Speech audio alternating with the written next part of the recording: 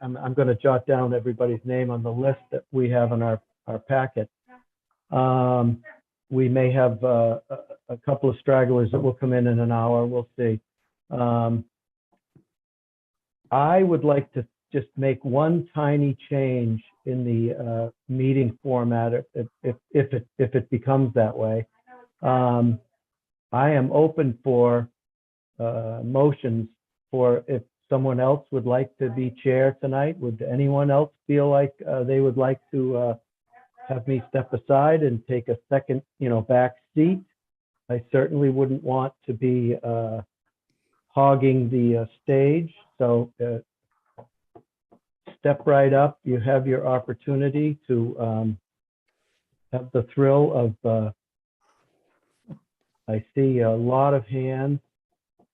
I'm serious. If anybody feels like they would like to do this, then I would keep my mouth shut as much as possible, but this is the time to do it. Anybody? I'll wait just for a second.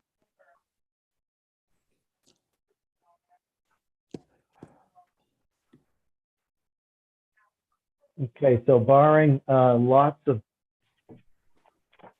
suggestions, we'll just go forward. You're stuck with me, aren't you?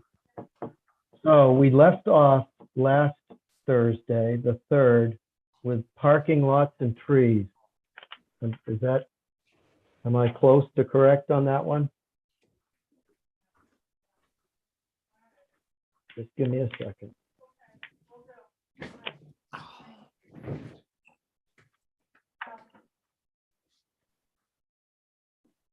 And this is Mr. Dave St. Laurent, bailiwick. I can speak to these, but I will let Dave in because there might be questions I can't answer. Right. But I'm happy to start explaining the parking lot. Thank you. So the parking lot lease, that covers the lease that we have over the parking lot behind the Knox Mill, as well as the Knowlton Street area where the footbridge connects to the Bella Point facility. And the parking lot maintenance line covers just any sort of maintenance activities over any municipal parking lot. Where is that line? I don't see it. Oh, do you need the tab in the budget for this? It's page 21. The agenda on page 21. Yeah, municipal budget. Parking lot 10-04 is the account.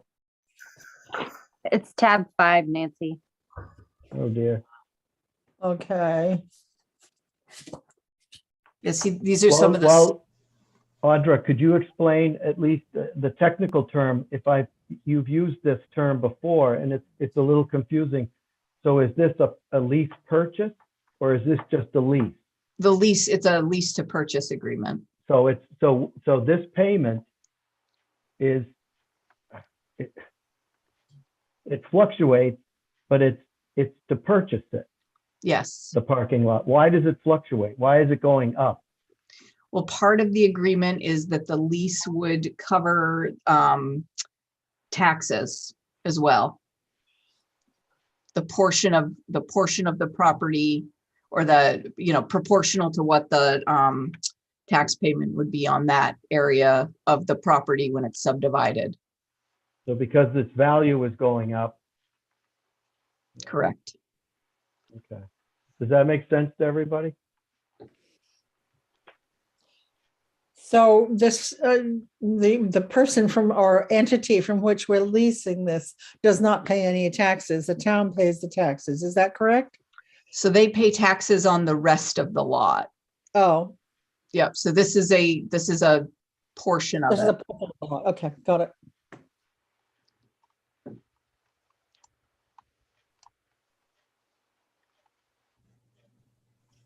Did I miss on here when that will be done? Did you say that and I missed it? Of like when we'll be done paying on the lease and it will actually be the town's property? So I believe this is the third year of a 15-year agreement.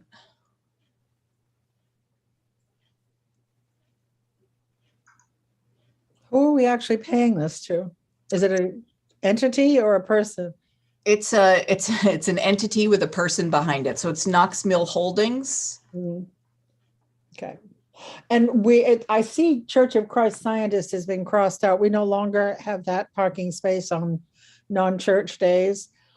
So it was an agreement where we did plowing in the winter. Uh-huh. And we're currently doing a parking study where they've recommended that we enter into agreements with a number of different privately owned parking lots. Mm-hmm. And so I wanted to get them all sort of consistent and on the same time frame. So I think that, it's something that if we're able to do it within this financial year, we'll cover it with the parking lot maintenance line.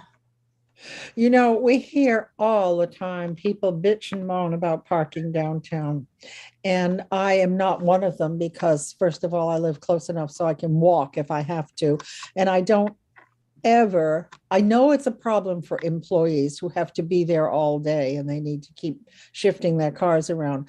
But what's your take on the overall parking situation, Audra? Is it a problem or is it something that has been addressed and will continue to, obviously that, yes, but I'd love to hear what you have to say about it. Yeah, so it's a great question.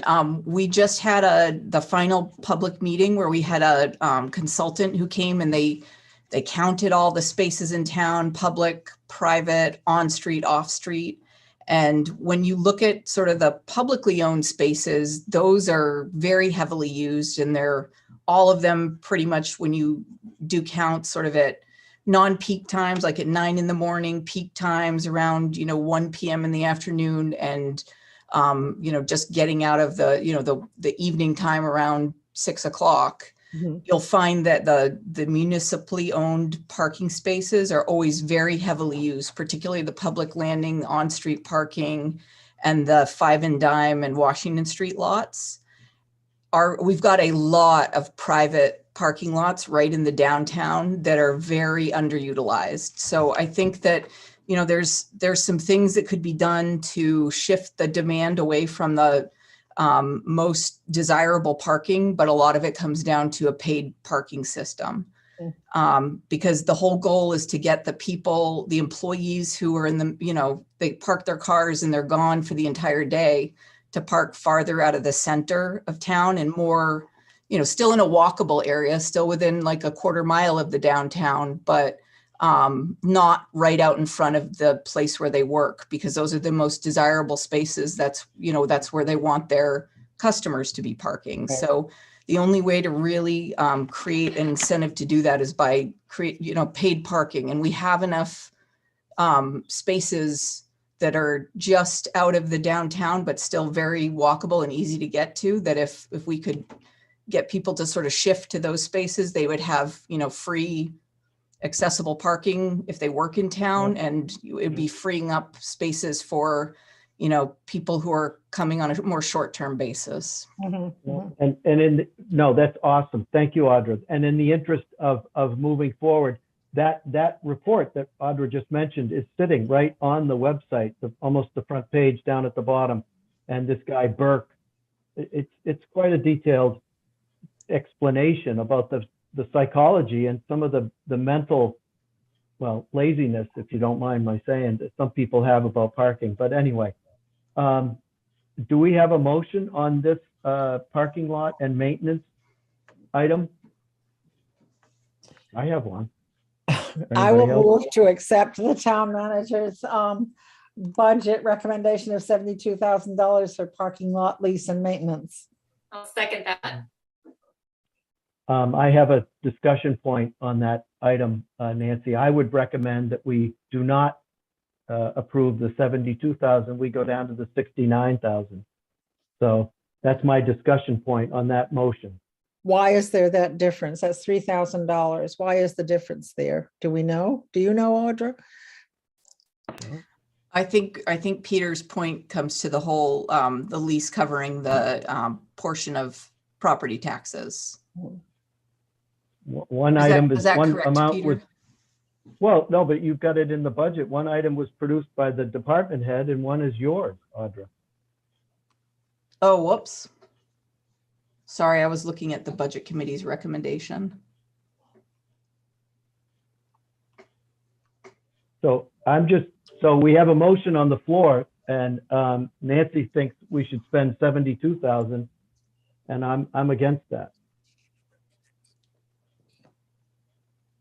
Can I say something? Of course you can. I think what happened there is when we do this budget, I generally don't fill in that portion of the budget, the parking lot lease portion. That's usually done by Audra. So Oh. it just ended up being a carryover, I believe. Or I might have just plugged a number in there. That wasn't anything Audra did. That was I think that's just a misunderstanding right there.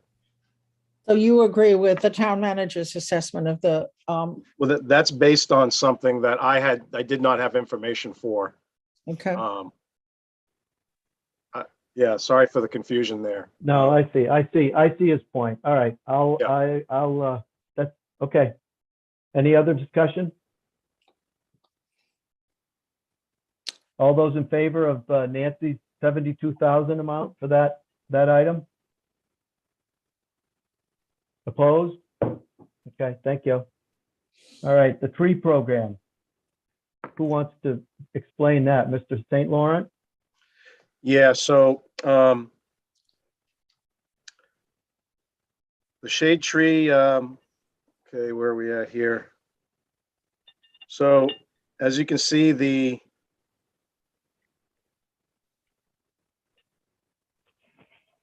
shade tree, the shade tree planting has gone up by $10,000, and that is to plant roughly 50 new trees. And that's what the increase is for. It's based on the cost per tree for a 1-inch a slightly smaller than 1-inch caliber tree. and are these trees going up all over town or are they Okay. going along the main streets or what? I can explain that. So what this is an effort that's currently started by myself in terms of identifying and setting up the infrastructure or the system to identify all the trees in town, and then to identify locations that trees can be planted. And the Conservation Commission, who's being formulated right now, put together, is going to consist of a group of people that are going to go out and use the GIS system to physically locate potential locations for these 50 trees around town. And what the GIS system will do is it helps you determine the amount of shade created by the trees over time. It allows you to keep an inventory of the trees and the age of the trees that you have. And it helps you plan for replacement trees as time goes on based on their age. And then it also helps you plan for tree issues like emerald ash borer. So we've taken all of the data that was put together in a comprehensive forestry plan that was developed for the town some years ago by Bart Wood. And all of that information has been put into the GIS system, which will be a layer on the website that anybody could go to, and you'll see a map of the town, and you can sort, all of the tree inventory across town, as well as know like where all the emerald ash trees are. So like we'll know where all the potential locations for emerald ash borer could happen if the emerald ash borer came through, and we'd know where we would have to go out and cut all these trees down, budget for all those tree removal, and then actually replace those trees. So it's a management tool for budgeting as well as planning. So I guess that, I mean, that doesn't, that's not included in that number, but that's what the system is set up in place now for these trees that we've budgeted here.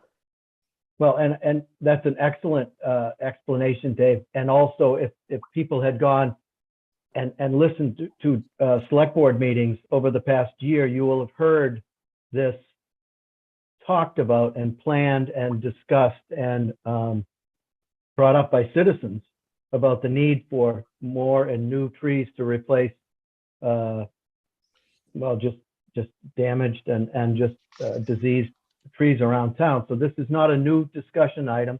It's been worked on for the last at least the year anyway, or more so. What, Nancy, go ahead. I just wondered if, one question, is B.D. Parker on the commission? I don't think that the select board has selected all the people on the commission yet. I think the applications have been put in and they're in the process of determining that right now. So we're kind of in a holding pattern until that group, I think they're really close to figuring out when that group is going to be established and who's going to be on it. I've been talking with BD and some other people, and we've been working together on this. But we need to formalize it through the commission because that falls under their purview. Peter's exactly right. We've been working on this for some time, and a lot of the trees are, you know, they're very. We planted trees in groups. They're grouped together in age classes, and a lot of the larger, bigger trees are aging out, and then we lose a lot of our canopy. So a lot of what we're doing is we'll probably never really see the full results of what we're doing, but our children will. You know, it'll be the Camden that it is now, you know, further into the future. I think that's the most important thing.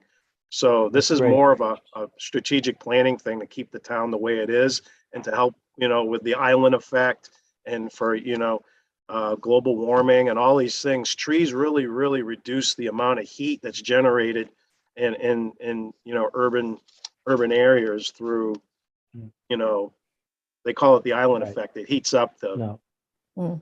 That's very helpful. Concrete. That's great. Thank you, Dave. And Pamela, did you have a hand up? I did. Dave mentioned that. I was just going to say that BD has been involved with a lot of these discussions, and Dave did mention that. So I was just Thank you. Say that. Thank you. Nancy, go ahead. What was I going to ask? Oh, because it's an ongoing thing, Dave, can we expect to see this, a similar item on the budget in years ahead? Oh, this is, we have a really ambitious group that are spearheading this, and they really want to do as much as they can. I had to throttle it back a little bit because this is our first big attempt at 50 trees isn't something that the Public Works Department has ever done, you know, so this is a stretch goal, but we're going to do it. We're going to put in 50 trees, one way or the other. And we're with the help of the Conservation Commission and the tool that we put together to identify the locations. Do we have a motion? Do we have anybody that could move this forward? Well, I will, as usual, move that we accept the town manager's and the department head's budget of $53,000 for the town tree program. I second the motion. Okay. Any discussion? Any questions? Everybody clear on this? That is a lot. I mean, I think Nancy's question about, are we going to do this year after year? I will look forward to seeing how this works and what it looks like next year as far as money. This is every $50,000 adds up, folks. Yeah, I mean, we're going to try our best to do this, and we'll look at it next year. And if we can do it, we'll do it again. And if we can do more, we'll try to do a little more. I would point out that it's the tree maintenance is the largest part of this budget, and the tree planting actually is it's less than half of tree maintenance, good deal less than half of tree maintenance. So yeah, good work. Thank you. All those in favor? Any opposed? Okay, that takes care of that.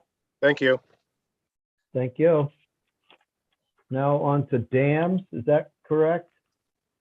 Yeah. Okay.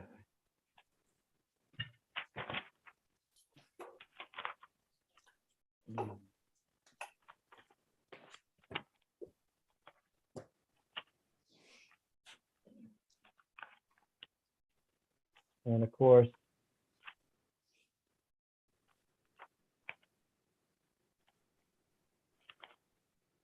all right. Right, Dave Bolstridge, do you wanna?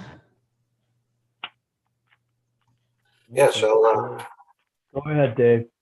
yeah, the budget we're looking at right now is for the 4 dams that the town owns. And last year we had a big project on the West Dam. We did a pretty extensive overhaul of that dam. This year we're just doing routine maintenance. So you can see the lines we have are just for things that come up during the year. For example, I've got to do a little bit of right-of-way graveling to fix a right-of-way, things like that. So that's all we're going to do this year.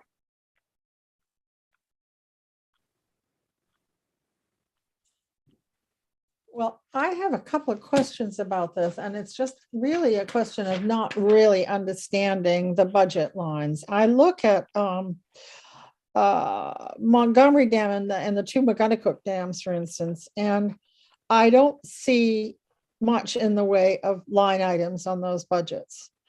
And then I look at Seabright, and there are all these line items with no amounts connected to them. And I look at something like comprehensive underwater inspection. That strikes me as probably a really important piece of dam maintenance, isn't it? And- Well, we do that periodically, but you don't need to do that annually. Uh-huh. But why is it under Seabright and not under Montgomery or McGonagall dams?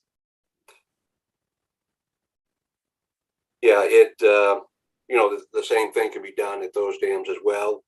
I think the Seabright, this is a carryover for when we were generating electricity. Mhm. And so these, there'd be more intense work being done on that dam when it was a federal FERC dam at that point. Mhm. And it hasn't been for how long? When was it? When did it stop being that? Oh, geez, what, probably 3 years ago, roughly? Yeah. It was 2018 when we decommissioned. There we go. Yeah, 4 years then. Okay, that's my only question. I just couldn't figure out why there were all those line items under Seabright and not under the other 2. Yes, and once we were out of the FERC program, then we like the security, internet alarms, that type of thing, we discontinued them. That was something that FERC wanted. All right. So Dave, I'm sorry, did I interrupt you? No, I'm all set. Okay, so I have just one quick question. The $5,000, no, on the Montgomery Dam, the stipend, dam control, that's for a person, right? Yes. That's 21. Okay. So at what point have you researched that Montgomery Dam to automate that gate? How come that gate hasn't been automated after all these years of human labor being invested in it? Well, none of the dams have automatic. No. I'm just asking about that one dam. Yeah. Because it has this ridiculous gate system. How come you just didn't put in a motor that's driven by I think aesthetics.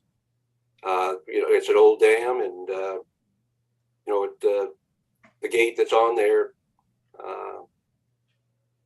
kind of makes it look like it has for hundreds of years, or or 100 years. I can't remember exactly how old it is, but yeah, that, and we're not being certain what we're going to do with the dam. Didn't want to put much of any money into it until we're sure what's going to happen.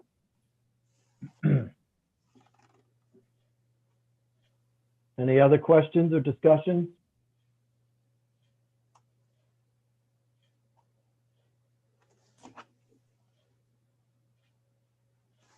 We have a I guess, motion. yeah, I guess I'll move to accept the town manager's budget of $16,286 for dams.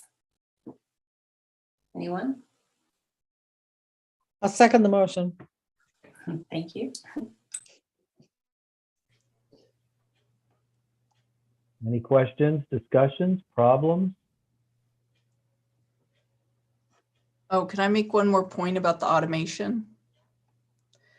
So even if we were to automate it, somebody would still have to go out there and do an assessment and decide whether or not to open the gate. So that's another factor. It doesn't really. I totally understand that. It's just there have been so many dams that have been automated, and I'm not going to get into an argument about the aesthetics, but it could have been automated, and it's fine. I'm not going to. All those in favor? All those opposed? Okay, thank you. Thank you. Take care of that. Let's see.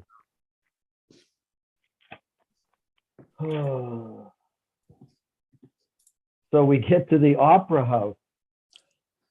Mr. Morrison, is it, you're next, right? That's correct.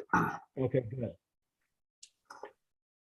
Good evening, everybody. I would like to show some slides, if I may.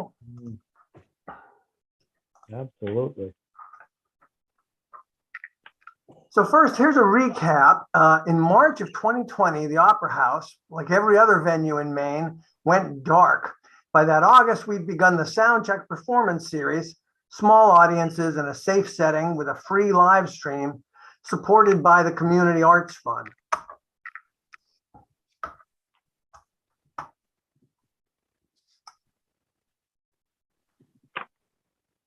I'm sorry, I'm just trying to forward.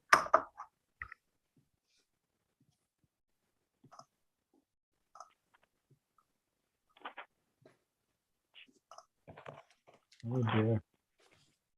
My apologies.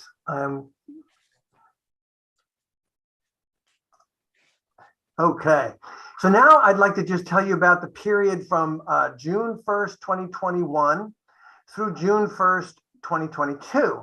27 soundcheck performances featuring jazz, folk, rock, classical, pirates, dance, and theater. We had 17 days of rentals, 6 Opera House produced shows, 2 of them sold out, 2 free Summer Sounds concerts at the Snow Bowl, 2 co-productions. One was a family show called The King of Ragtime, and one is a concert to benefit Finding Our Voices, and 1 literary salon featuring the poets of Belfast.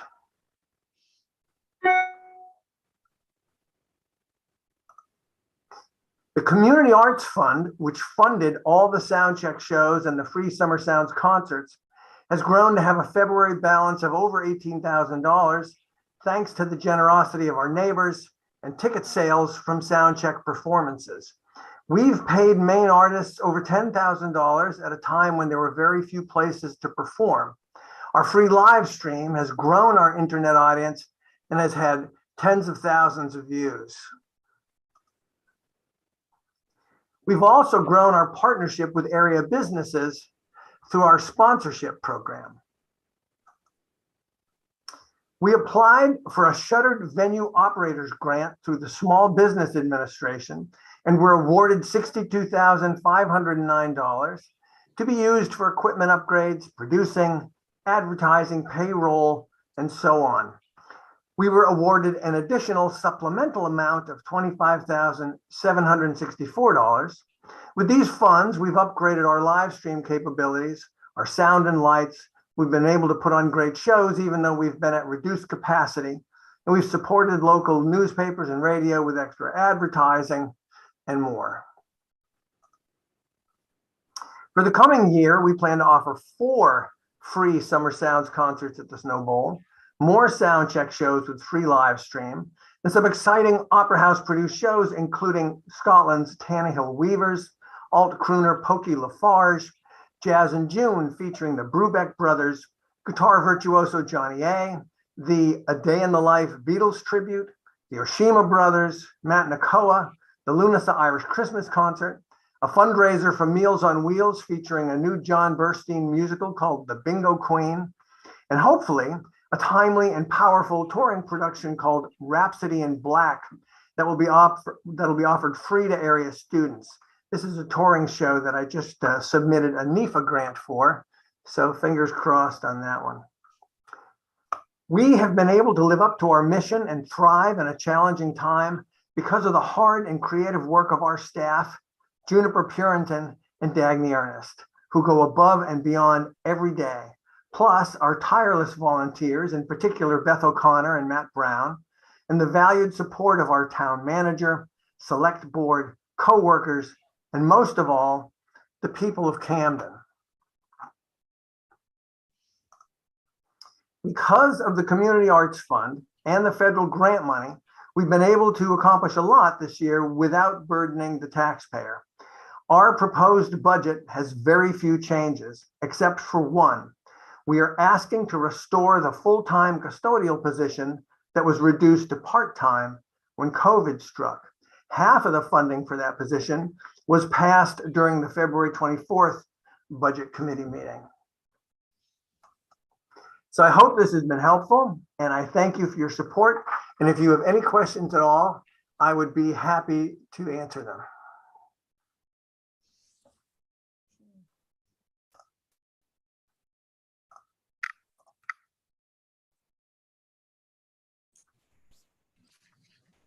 I just had one question, and maybe Audra could point to where the revenue for the Opera House is in the corresponding page. I'm just curious because I'm just think it would be good to see that in comparison to the expenses for the Opera House.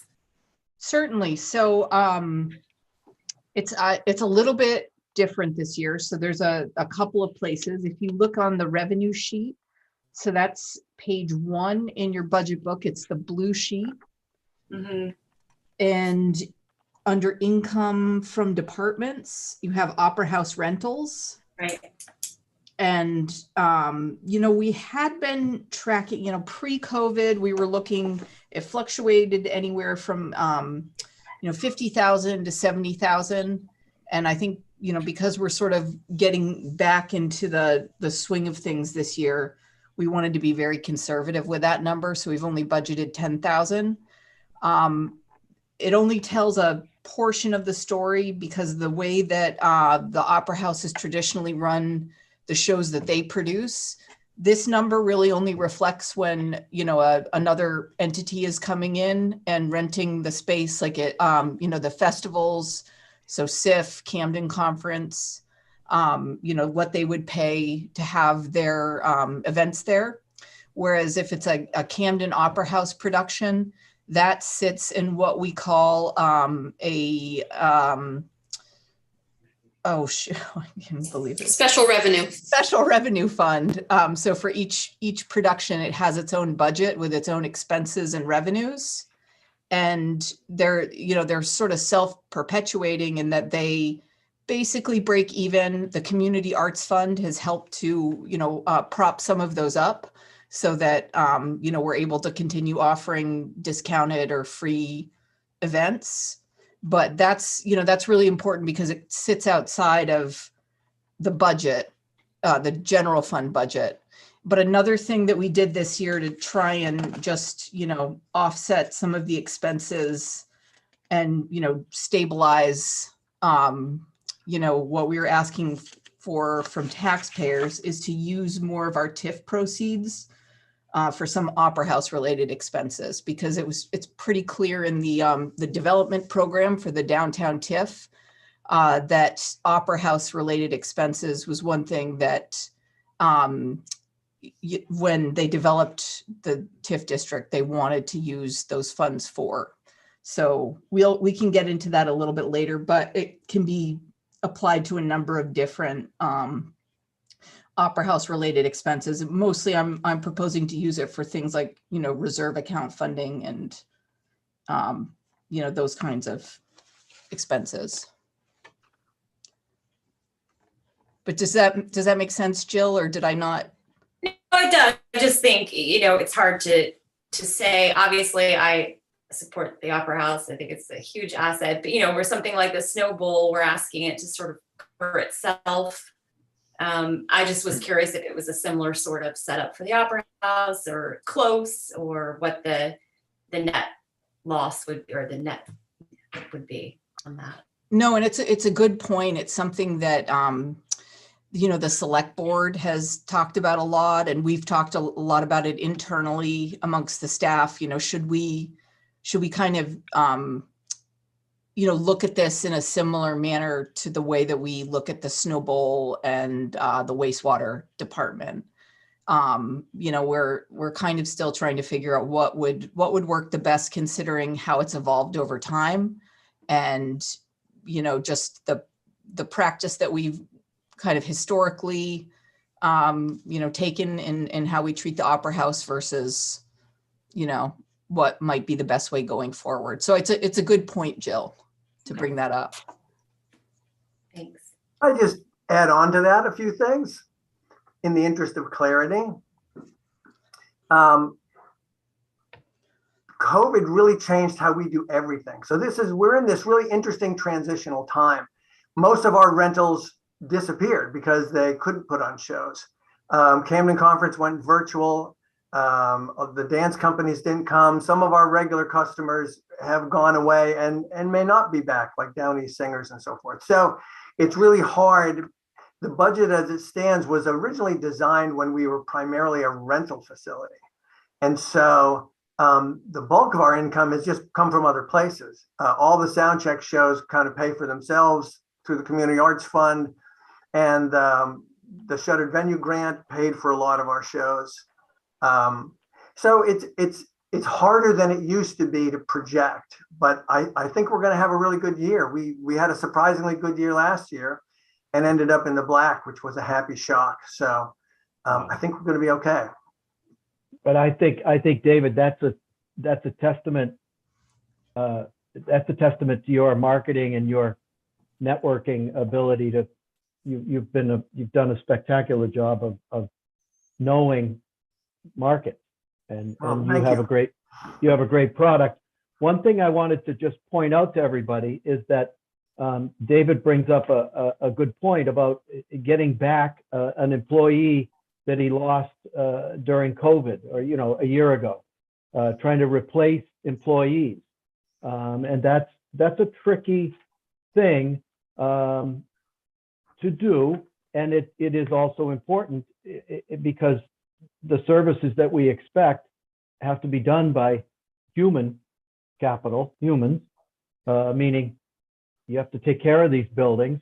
But also, Mr. Morrison has the wonderful juxtaposition of having his building is shared with the town office. There aren't too many opera houses in Maine that have the town office slammed into half of the space as well. So it's a very interesting challenge that he runs. And the town runs. I mean, it's challenging. And so another place that's trying to replace employees, I think we're going to hear about later, is the library after COVID reductions. So there any other questions on the Opera House auditorium budget? Don't be quiet out there. You can ask.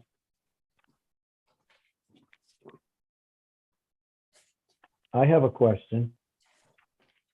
I'm not sure if David, if you're or Audra want to explain the Siemens project. Again, I see line items here for maintenance. I see electricity, and heat, how are we trending? How are we doing? So I would say that, same as with the other, facilities where there were energy efficiency upgrades. We're fortunate that we did this because we were able to sort of stabilize, what we're paying for energy this year versus in previous financial years before we did those upgrades. However, because energy prices have increased so drastically, we're not actually, saving money over the previous financial years. But I think we need to look at it in terms of what would we have been paying if we hadn't done this work. And we're not completely done with the Opera House. There's still, the work that needs to be done on the roof. So that's the last part of the entire Siemens group of projects that we're hoping is completed in the summertime.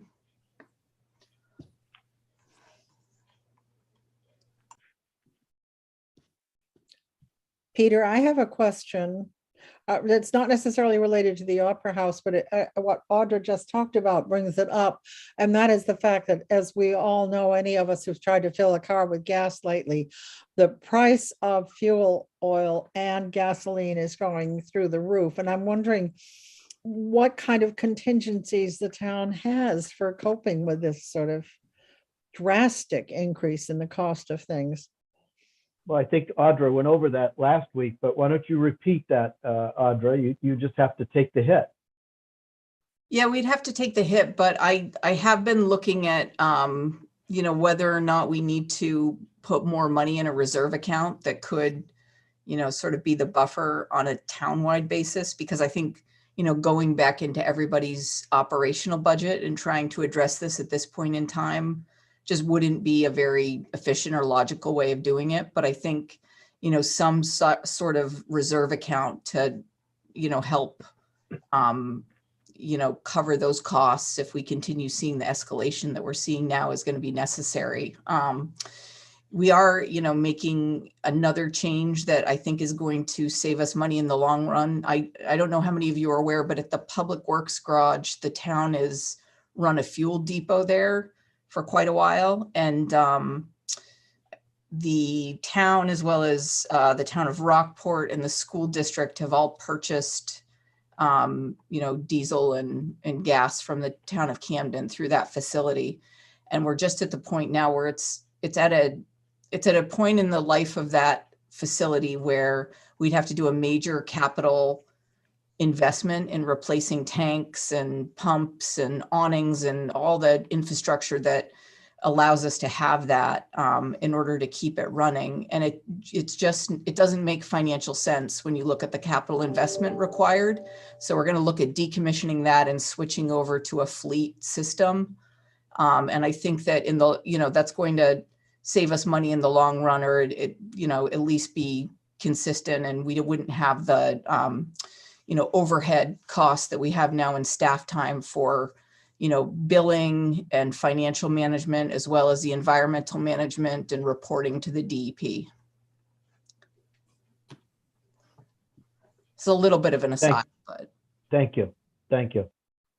All right, any other discussions, questions? Are we clear on what we're voting on? The 317,500, is that correct? Dave? That's correct. That's an 11% increase from last year. Do we have a motion? I'll move to accept the town manager's budget of $317,500 for the Opera House Auditorium. And I will Second, second do we it. have, thank you, Nancy. We Any gotta go discussion? Great mafia. Discussions, questions? All those in favor? Anyone opposed? Okay, thank you. Thank you, everyone. Okay. Thanks, Dave. Oh, one thing, I'm sorry to add this, but Janice mentioned it to me and it's a really good point. We do a cooperative purchasing for fuel oil. And so we're locked in at $2.80 for the rest of the year for heating fuel oil. So just wanted to throw that out there as well. So thank you, Janice. Really Yep. important point. Wow, that's paying attention. So I believe it's Nikki. I believe you're up. Is that I believe I correct? am. Can everybody hear me okay? Mhm. Good. Okay, I'm going to share my screen.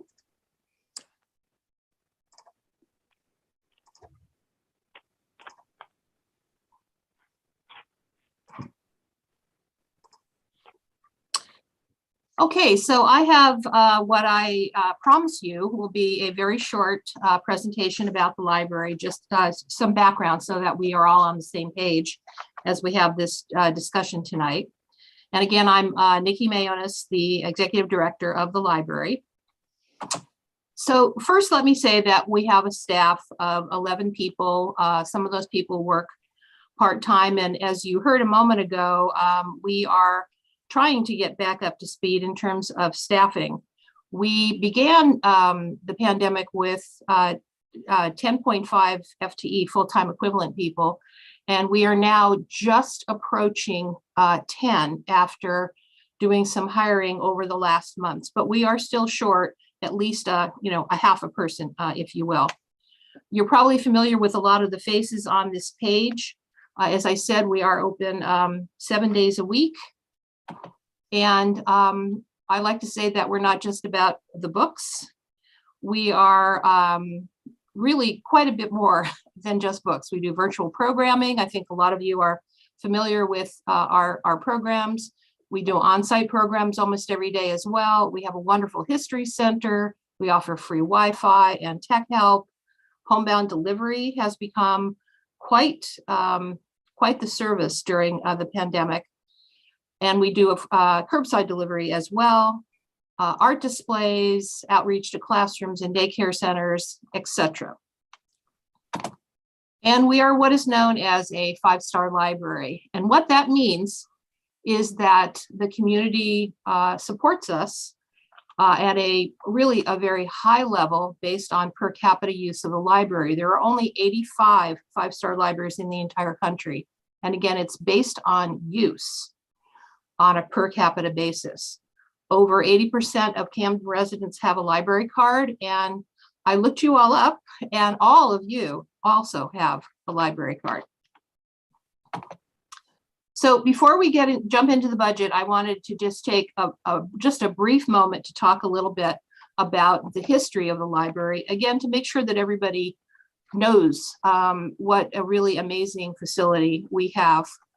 Really because of Mary Louise Curtis Bach, who in 1917 bought the original land for the library. She fundraised and the library began to be built in 1926 and 27, opened in 1928, but she wasn't done yet. And she also bought plots of land on either side of Atlantic Avenue and created, with the help of two well-known landscape architects, the amphitheater and Harbor Park. They were gifts to the town of Camden, but the conditions of the gift was that the called for oversight by the Library Board of Trustees. And so that brings us to today. One more thing, a lot of people think of us as a town department, but we're not. And that is a kind of a unique arrangement that was made many, many years ago. But we do have our own town ordinance, which says that we are the public library for the town of Camden. So on to the budget. Here's the big picture of how we fund ourselves, and I'll get into just a little bit more detail as well. The town of Camden in this proposed budget will be funding us hopefully at the 48% level. 52% we will be earning in some way by donations and grants, some fees, fundraisers, and you probably know the rest.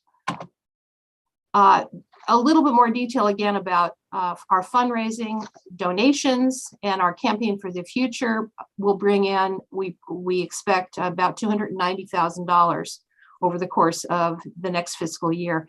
And that includes the Camden on Canvas event that hopefully some of you attended last summer, which was a huge success for the library and I think for the town as well. We bring in money for the July and October Harbor Arts shows.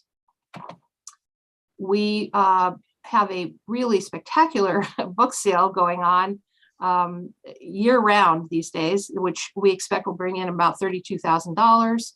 These library card fees that are listed on this slide, those are the fees that non-residents would pay if they choose to use our library.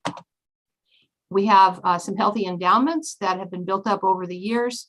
The first two on this slide are endowments that Mrs. Bach herself started for us over the course of many years ago. And you can see they bring in a healthy income as well.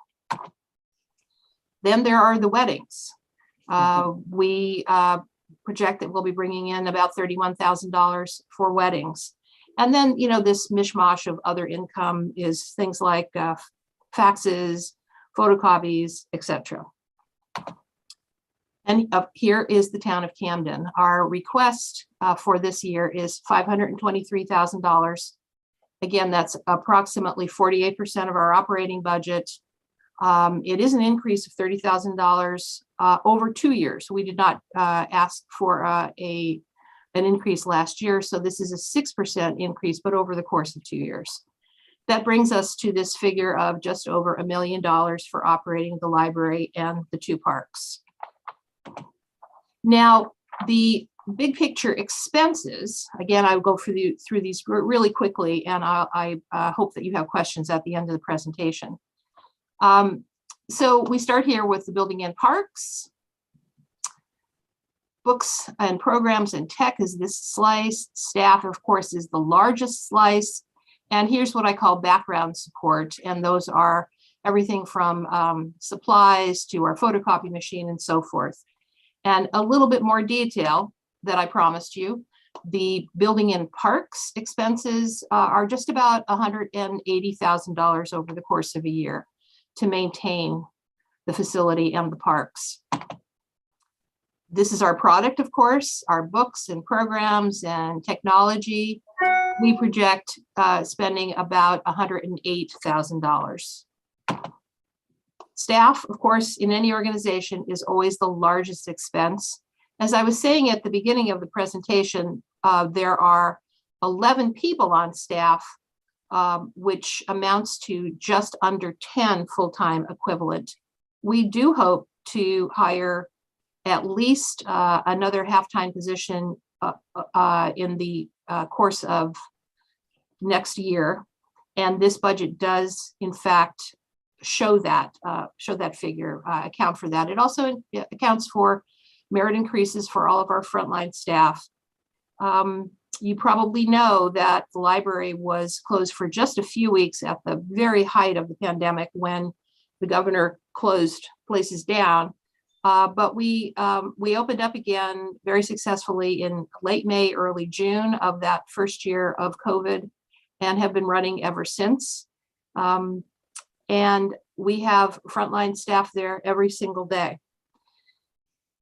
And they've been doing a wonderful job during an exceedingly stressful time. As I said, we're open 7 days a week, and it amounts to 55 hours a week. And last on expenses are just kind of other things that I bundled together. We have an annual audit review. We have our insurance costs, everything else, and that might include, again, the expenses for things like supplies and the photocopier, etc. Then you'll notice that this figure here on the bottom, the $1,082,422, is exactly the same figure as I was projecting for income. And that's because that's the way we budget. We always budget to break even, not to make a profit, certainly not to lose money, but to break even. And we are successful. And I'm knocking on wood when I said that, but we are successful in that regard. So that's the end of the presentation. The crocuses, by the way, are just beginning. So have a look over the next few weeks. They'll should be spectacular. And who has questions? Oh, I do. Okay. I Shoot, always have questions. It's Nancy, and Mickey, you know I'm a huge supporter of the library. I think everything else in the town could disappear, and if the library stayed, I'd still be happy. One question I had for you, a couple of weeks ago, maybe a couple of months ago, I was looking for a specific book that I knew was in the Rockport Library, and it wasn't in the Camden Library. And I called the Rockport librarian and said, can I take this out with my Camden card? And she said, no. She was rather snippy about it. In fact, she said they have chosen not to join with us. And I wondered if there's some explanation for that, or if it's a bureaucratic procedure or what. Sure. You're talking about the reciprocal on-site borrowing. And of course, right. I know I can borrow from the Rockland Library, for instance. Right. You can actually borrow from any almost any library in the state through what we, through interlibrary loan, the delivery system and so forth. You just can't go into the Rockport Library at this point in time. And what Nancy's referring to is just before COVID struck, about 5 or 6 months before COVID struck, some libraries, but not all libraries in the state, began a reciprocal borrowing program where somebody with a Camden card could go into the Rockland Library, or go into the Belfast Library, or go into the Rockport Library, or really, or even Scarborough or whatever, show their card, and they were allowed to check out a few items. And we were part of that experiment, and it was an experiment, and it needed to be a reciprocal borrowing program. The program was suspended during the bulk of COVID, and has just begun has started up again. And we are waiting for some data that we were promised to make sure that in fact it really is a reciprocal program. We only have sort of anecdotal evidence that during the experiment almost 2 years ago now, it really wasn't very reciprocal. We had many more people coming here than Camden people using other libraries. So we're waiting for some data from the state library who began the program. And we probably will join in again, Nancy, but I just feel, to be fair to our taxpayers, we need to see the data. Gotcha. But again, you can always borrow during the delivery program. I just thought I could nip over to Rockport and pick up the book I wanted. Right. I understand. I do. Okay. Thank you, Nancy. Any other questions? How are we doing? I Mickey, have a that was question great. about Thank you so much. Go ahead, Courtney. about maintenance. I was just curious if that is something that gets assessed every once in a while to see if there's, I'm assuming, there's contracts with companies and that sort of thing. I just didn't know if that was something that, was done year to year to see if there could be a better deal to kind of cut down on costs. I mean, everything's going up in price, but I was just curious about that. So what kind of maintenance are you referring to? You mean like cleaning costs or just? I think, I can't remember the number. I think it was like 118. Yeah. I forgot to write it down about like the grounds maintenance and that sort of thing. Just yeah. And that was a lumped figure, accounting for maintenance, for cleaning, for equipment that we might have to replace, all the grounds as well, the gardening and the mowing and all that sort of thing. And we do assess that on a regular basis, just to make sure, in fact, that we are spending it wisely. So the answer is yes. We do have we look at it quite regularly, and our finance committee also looks at it. Thank you. Any other questions, comments? Do we have a motion? I move we accept the town manager's figure of $523,000 for the Camden Public Library. Second. Thank you, Andrew. Any comments? Anything left unsaid, need to be said? All those in favor? Anybody opposed? Anybody? Thank you. Okay, thank you. Thank you, Nikki. Thank you. Okay, next up, the Camden Harbor Department. And let us see, what page? Where is that? Okay, 24. yep, 24, I got it, thank you. Steve, is this, Hello. you're borrowing Jody's desk? I am. That's great, that's great. This is gonna work out just fine.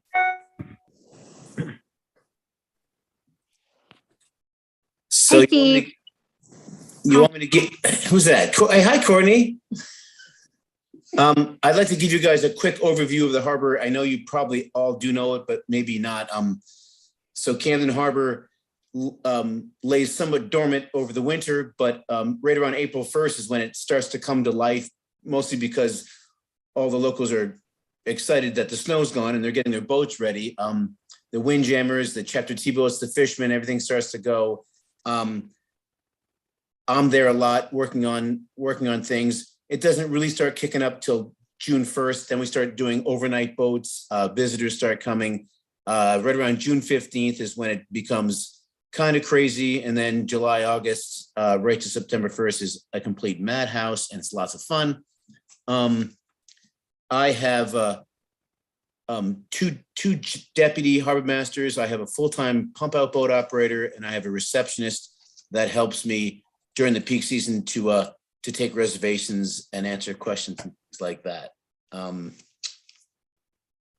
My budget for this year is in front of you, and if you want to ask any questions, I'll see if I can answer them.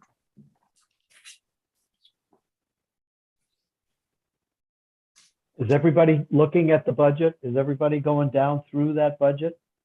Yeah, I just had a quick question. It looks like you're recommending more for general maintenance and equipment maintenance than the town manager recommends. So I just was curious what those numbers, what's behind those numbers. Yeah, it's been a hard one to, it's a moving target just because lumber, when I'm redoing the wharf and steamboat landing floats and things like that, if there's any breakage, I mean, lumber's up, everything's up. So we wasn't sure what I should put on that. But I mean, obviously I don't have a problem that the town manager has taken that off a little bit. I like to have a little bit of a cushion, but you know, I'm just good at making sure I reins my spending in down there. I have a question. Does this include, do you take care of the actual put in over at Steamboat Landing? That's correct. Yeah, that's correct. So all that, like the concrete ties or however that goes, however those go in and out. And yes, my department takes care of that, and once it's in, we manage it, the use of it. But yes, that's part of the budget. okay.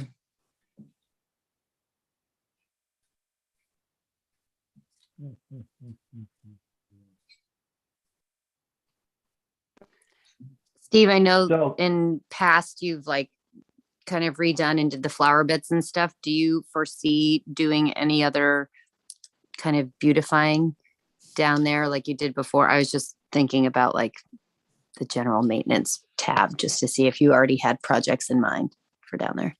The only thing we're going to do a little different this year is we're going to add another bench up where the waterfalls are, where the bell is, and every year I have to do some maintenance, new crushed rock and things like that. You know, the overall bigger picture, we're working on a revitalization, but that won't happen for a few years.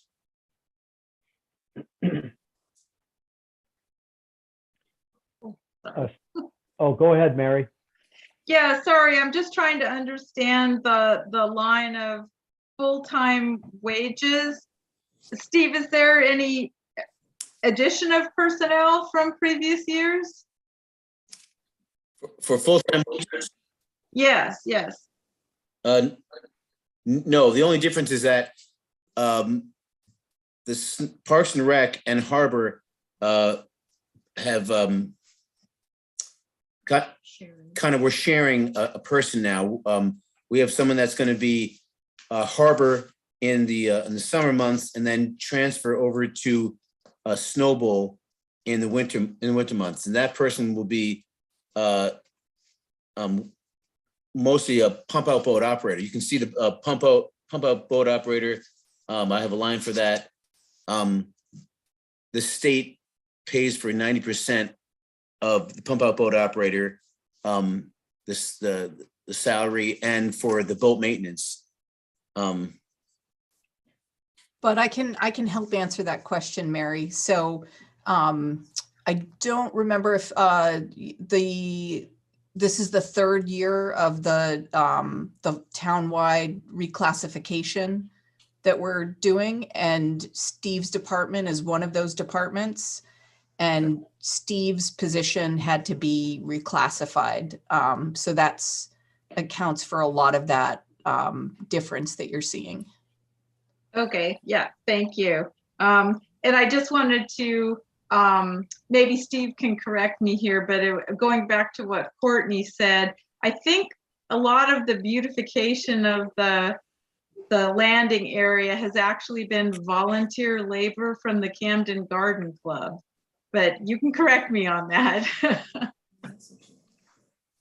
Well, they definitely, yeah, they've helped out with the tree in the middle. I actually contacted them 2 years ago, and they took that over.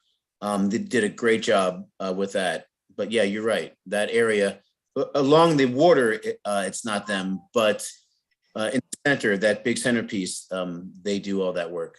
Yeah, okay. I wasn't sure what Courtney had been referring to.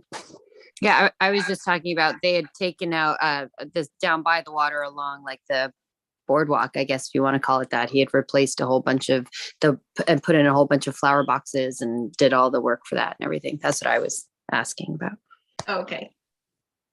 Is your department, do you guys oversee the moorings that pop out on McGonagall Lake as well, or is it just the harbor? Yeah, just saltwater. Okay. I have a question. I want to go back to those full-time wages, because it's by my reckoning, and I'm not very good at math, but it looks like you're asking for $14,000 more this year than you did last year, and I don't understand why. I mean, Audra, I think, has tried to explain it, but I haven't understood it. So when we were doing the townwide reclassification, we wanted to do it in a staged manner so that, it wasn't one big hit in 1 year. So the harbor department was the final department where we looked at everybody's wages and, tried to look more at comparative jobs and, make sure that we were being consistent with how we treated other departments. And Steve is our one full-time employee there, and he had fallen out of pace with, what we were compensating other department heads, that rate. And I think it was most pronounced with Steve's position. So that accounts for the big difference, because, this is the year where we've reclassified all those positions, and Steve just happened to be a position that had more catching up to do than a lot of other departments. So you said this is the end of the 3-year period. Does that mean that there will not be any more of these reclassifications in any departments at all, or So in the next financial year, so if you're anyone who's going to be on the budget committee in FY24, there won't be any sort of department-wide reclassifications. Okay. All right. Thank you. Mr. St. Laurent? Yeah, We'll get I to you, just, Alicia. Hang on.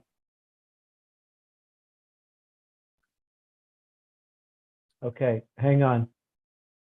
Dave, are you trying to speak? yeah, can you hear me? Yeah, yeah. Okay. So to help Steve out a little bit, there is a little bit of planned improvement down by the Harbor Master's shack.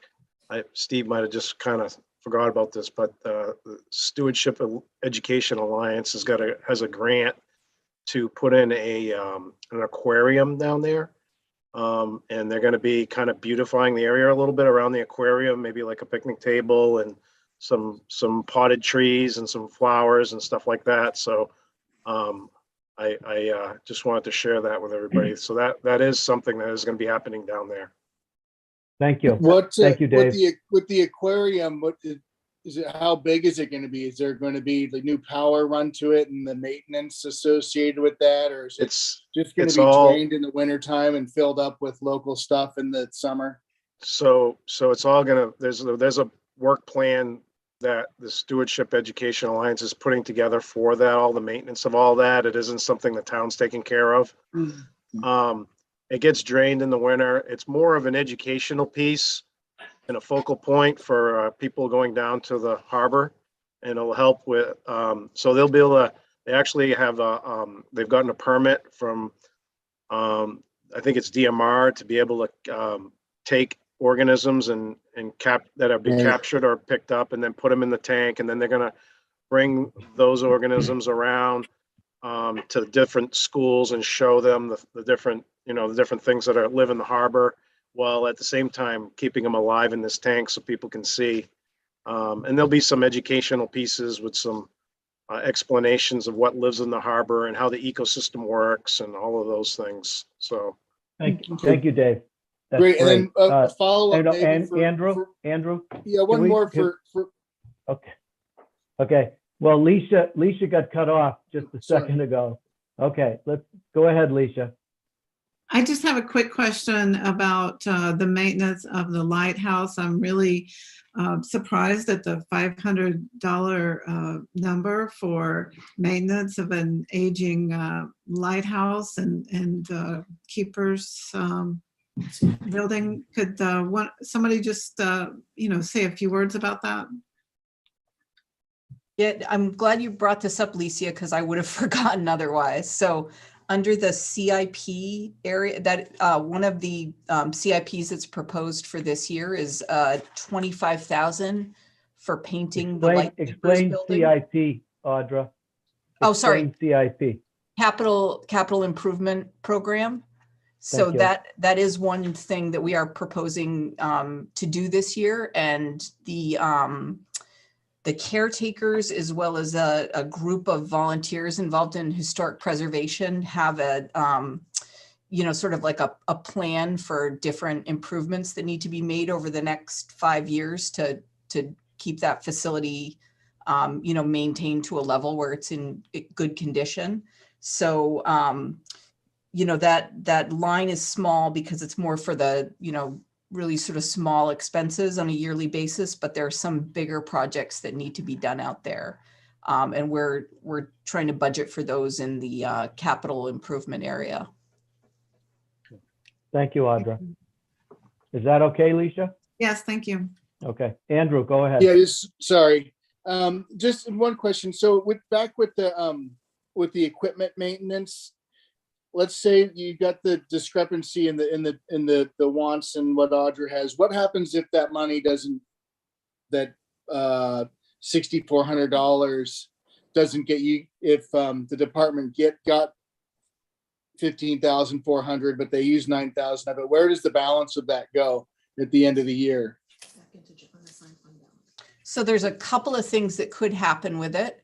Either it lapses back into the surplus or the unassigned fund balance, or Steve could make a request to the select board to carry it forward into next year's budget.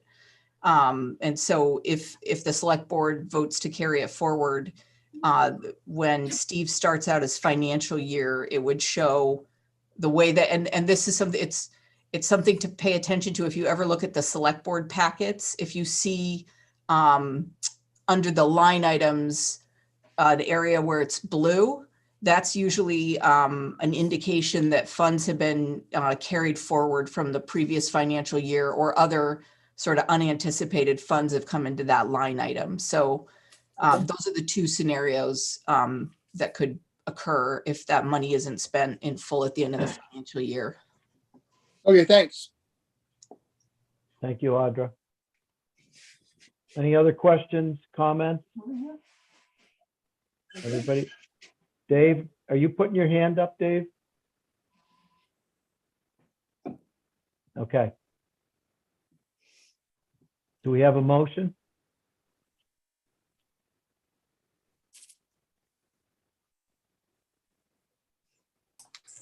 Okay, I move that we accept the proposed budget for the Camden Harbor of $258,650. I'll second that. Okay, that's the motion and seconded. So it's the 258,650. Okay? This is, all right, is that clear? Any other comments? Questions? All those in favor? Any opposed? Okay, thank you. Great, thanks, guys. Thank you. Thank you, Steve. Thanks, Steve. Okay.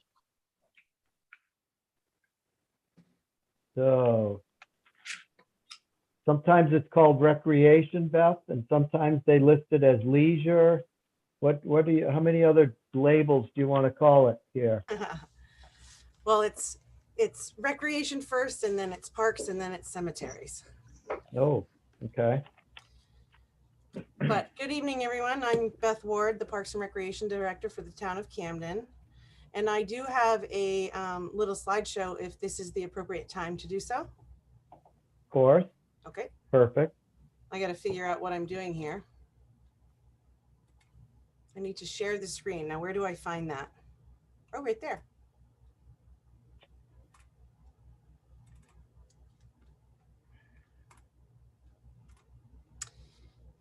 Okay, can everybody see this? Okay, so our mission at the Camden Parks and Recreation Department is to enhance the quality of life for residents and visitors through recreational opportunities, community events, and stewardship of the town's public lands. The Parks and Recreation Department manages over 700 acres of town property, several facilities, parks, beaches, trailheads, hiking and biking trails, and boat launches. We co-organize events and concerts. For example, the Lobster Ride, the Camden Windjammer Festival, Ragged Mountain Scuttle, Trail Fest, and Summer Sounds concerts. We also partner with the Penn Bay Y to run summer rec camp in the summer. This is a map of all town properties that the Parks and Recreation Department manages and maintains. And this is the list of what we do for general maintenance at all of those town properties.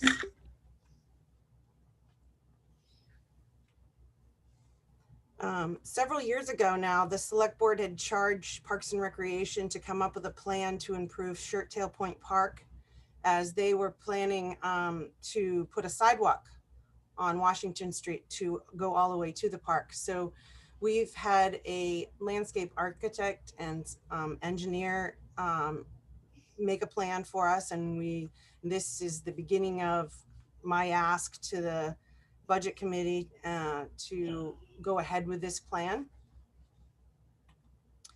At Bog Bridge boat launch and Route 52, we do need to replace the docks as they're aged, and they also have uncapsulated polystyrene. So we need to do that soon. Also, several hiking and biking bridges on our trails need bridges to be replaced, as most of them are at least 10 to 12 years old. Our staff and their roles. We currently have 2 full-time recreation positions, and that's for 6 months. We share the other 6 months with the snowball budget. 5 full-time park maintenance workers for 7 months, and 5 months they're under the snowball budget. We have 1 full-time custodian for 7 months, and then they come onto the snow bowl as well. 1 full-time cemetery worker, which is also for 7 months, and then the 5 months they come on to the snow bowl. We typically hire 2 seasonal park employees, 1 seasonal at the cemetery, and 1 seasonal custodian. So some 2022 highlights. We maintained and relayed up-to-date COVID information online and on social media. We maintained public spaces that saw increased usage due to the COVID outbreak. We partnered with the Penn Bay YMCA to hold a safe summer recreation camp with localized field trips for the area youth. We assisted in hosting and managing 2 successful COVID-safe Summer Sounds concerts with partnerships with the Opera House staff and board members. We created and implemented more online waiver programs, continued with Healthy Maine Beaches water monitoring during the pandemic. We expanded 2 new picnic spots out on Land's End, and we installed new mountain bike trail signage with help from Side Country Trails, and our pump track got a rehab with the help from McNumba and Side Country Trails. This is a photo of the pump track getting its rehab. If you've never seen it, it's a really fun thing to watch kids come out and do. They basically use their bike, and there's grooves in the earth that they don't even really need to pedal. It's all pumped because of the way they're moving their bike through it. This is Siemens energy efficiency project, including replacement of all lights to LED, both in the facilities and on the mountain. They also installed a geothermal heating and cooling system, and we got some new window replacements in the lodge. That's them drilling 500 feet wells in the parking lot. We continue to repair and replace the skate park. And budget details and changes, wages and benefits, just a slight increase. I am budgeting to replace the unencapsulated polystyrene floats. And there is a little bit extra additional funds for ball field and trail repair and restoration. Oh, we don't have to go to the cemetery yet, so I will stop.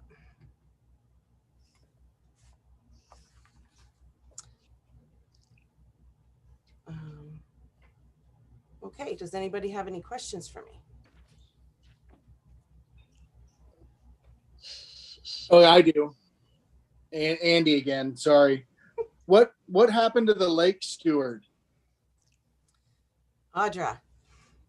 So I can answer that question. So when there was a change in leadership at the Maguntacook Watershed Association, we had a discussion with the new executive director about how we were going to work with them on that responsibility. So they're still going to have a presence out on the lake and do their the education and outreach, but they're going to be represented in the budget when we have the discussion on what do we call them? Community service agencies. So that'll be on Thursday. So we've moved them to that area, and it's pretty much the same level of contribution.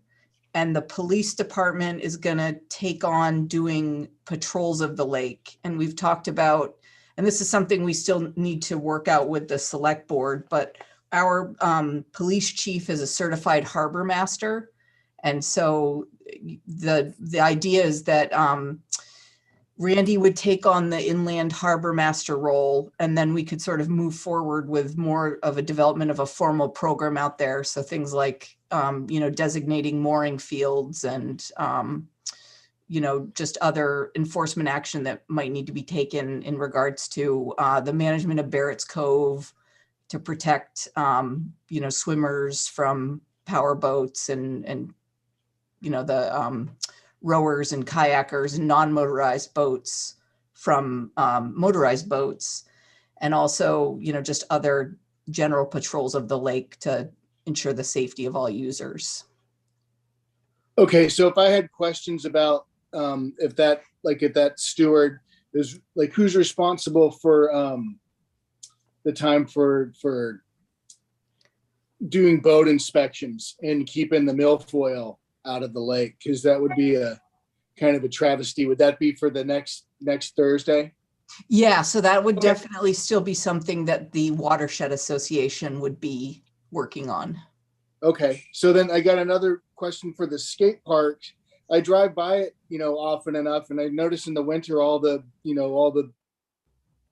jumps and the ramps are just covered in snow and not protected with anything. Is there any allowance to, is there a cause and effect with, having them just exposed perennially and having to repair them often?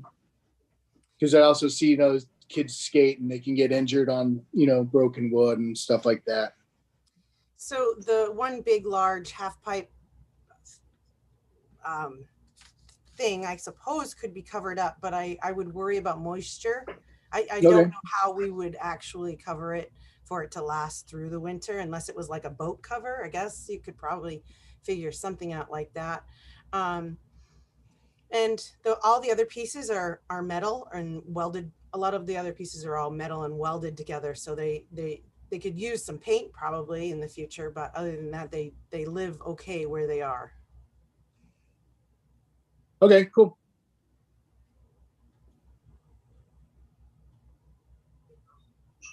Any other questions, comments? I guess one more. Is there Okay. an allowance for like immediate repairs on items around, whether it's a boat dock, park benches and things like that? If there's, if something's broken, can somebody call the town or call your office and say, hey, this whatever boat dock, whatever's broken, can you get it fixed? It's not safe. What happens in that instance? Actually, yes, I definitely welcome that, because I can't be everywhere all the time. And so sometimes something like that could be broken or misplaced or, something, and I don't know about it for a couple of weeks. So citizens should definitely reach out to my office if they see something that's broken that needs to be fixed or is missing or whatever. Absolutely. I have a question for you, Beth. Oh, are you finished, Andy? Sure. Okay. So mine, it's kind of related to that. I'm asking for a friend who got into a dispute over the kayak storage place up there at Bridge. If somebody has a regulation or something like that, are you the person that they should come to, Beth, for resolving it? So those kayak racks are a personal business. They are on town property, but we do not manage them. So I can try and get information to the business that is currently overseeing it. I'm fine with getting them in contact with each other, but that's really as much as we have to do with each other. Yeah. Okay. Thank you. Peter, Okay, may I ask everybody. a question? Sure, Wendy. Quick Sorry. question. Beth, can you speak to the progression of the summer program contract and what the decrease is? Hopefully, we're still serving as many kids, but we went in 19 from 35,000 down to 24,000. Just curious how that evolved. So sure. In 19, Audra and I were just kind of discussing this a couple days ago, but I think in 19 was when Melissa first came on board at the Y, and the contract between the town and the Y was drawn up a little bit different than we'd had before. So the town ended up paying the bus wages and the mileage, where the Y used to reimburse the town for that. So during COVID, in 20 or 21 actuals, we decreased in a lot of campers. We were a very, very skeleton camp. And I think it was just people were keeping their kids home, and it was essential workers that were really using us.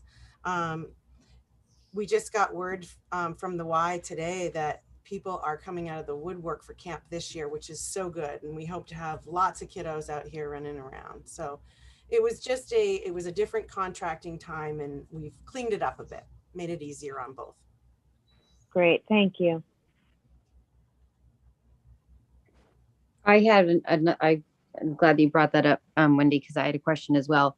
I'm just curious, just the contract itself, what that means, because I know when it was just the town running it for kids who lived in Camden area, it was like $300 or something. It was ridiculously cheap for the whole summer. And now I know for Owen's age, my youngest, it's all full for the summer already, and they just opened it up on Monday. So I don't know how many kids they have, but or you know how many there are. We're working with them to possibly add another bus and add that many more spots. So we're Okay. Yep.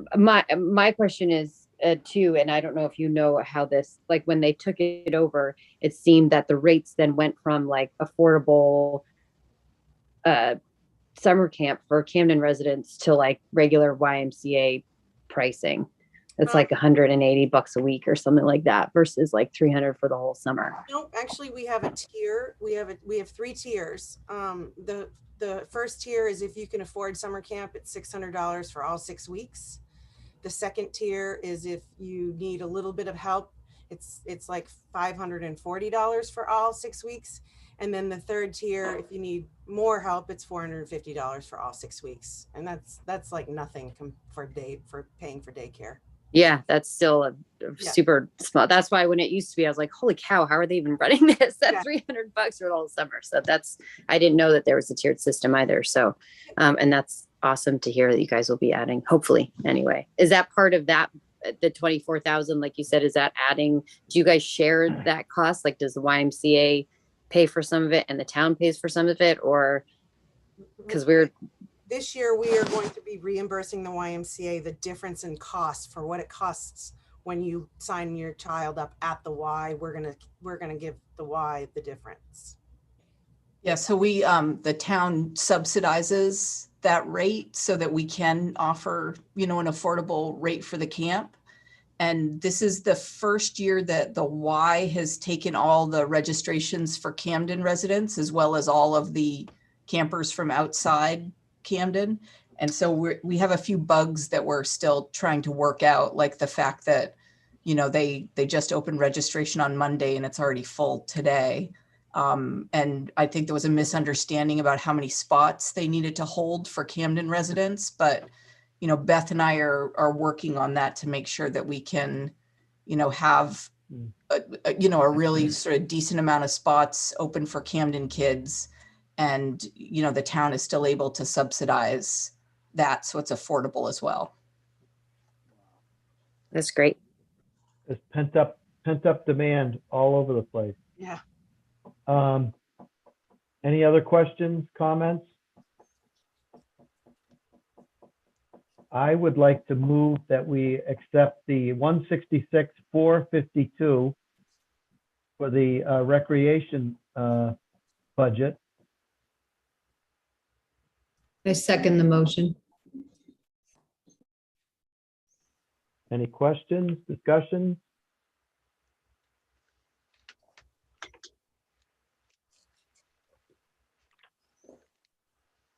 All those in favor? Any opposed? Okay, thank you. All right. So one more, Beth.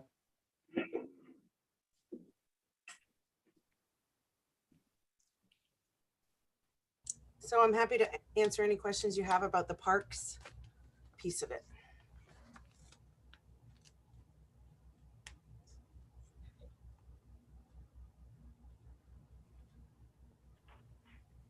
So I just want to make one question, Beth, and I just, the PowerPoint that you did, I'd appreciate if you send that to me, but there were some maps in there that I think would help the public. I know you've only heard this 100 times, but that the knowledge and the information sharing about parks and parking or facilities or we could do a better job on. For the visiting public doesn't really have any idea how many small accessible little parks there are. Anyway, that's just a personal comment. Oh, wouldn't it be good to have that on the town website so that people could download it? Rather than going to the expense of printing up a lot of brochures. That's an interesting idea.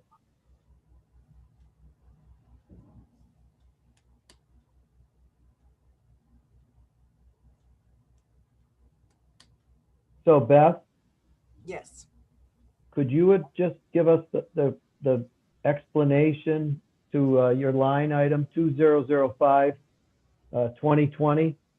You've got expenses, actuals, that kind of. So this is equipment maintenance, and over the years, we have to retire some of our mowers. Last year, we budgeted to pay for half of a four-wheeler side-by-side. And it's different every year depending on what equipment we see at its end of its life. So that's where we pay for a lot of that stuff, as well as maintenance on those equipment. So next year, this could be 20 or 30,000. It could be. We're not really looking at replacing any mowers this year because we did, I think, 2 years ago. But we try to stay on a rotation so that it doesn't hit us all in 1 year. Does that new four-wheeler, the side-by-side, do you guys take the tracks off of it in the spring and put wheels on it? Yes. Okay. It's a great vehicle to get around the mountain and the grounds here. And then since we're still on parks, the things like the new docks and new benches and things like that, are they all set? Are they all built and ready to be put in as soon as, the weather gets better? Or are they going to be built over the course of the summer, then installed in 2023? Correct. That's probably what's going to happen. Yes. See, okay.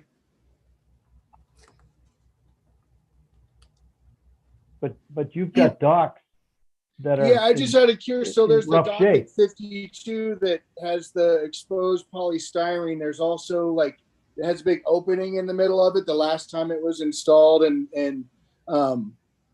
we're gonna it was just problems to get through this coming summer. Okay. And we'll have new ones the following year. Yes. Got it. Gotcha. Mm-hmm. Why do we pay a tax to Rockport?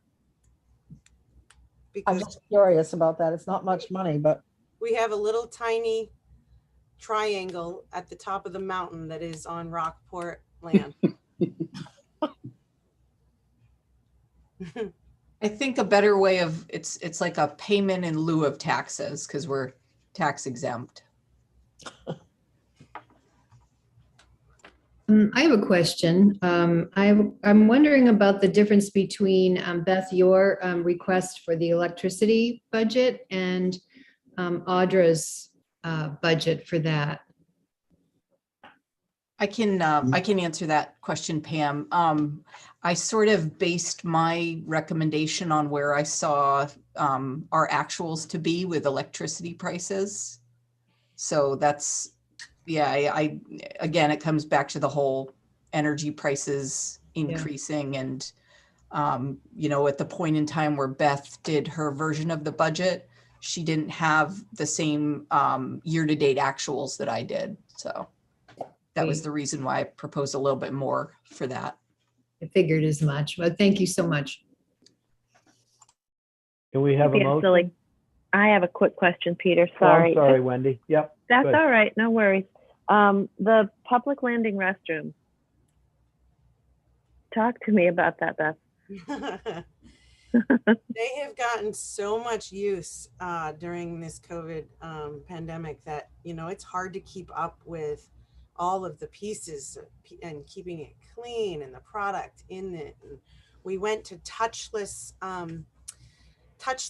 equipment so that, people felt better about it. And those things have batteries and things, constantly, and depending on what we're using for the cleaning solution, how long those continue to work well. So we're always tweaking, calling the plumber.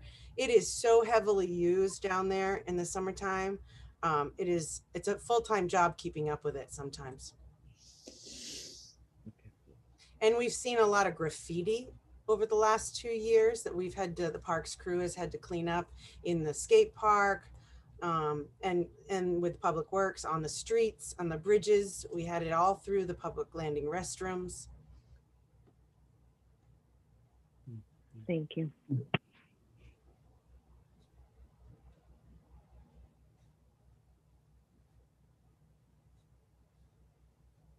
Okay, don't be shy. Make a motion. But I motion to accept the budget, the town manager budget for the parks at 367, 310.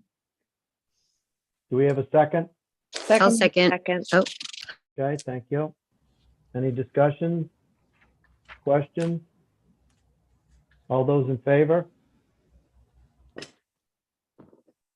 All those opposed? Thank you.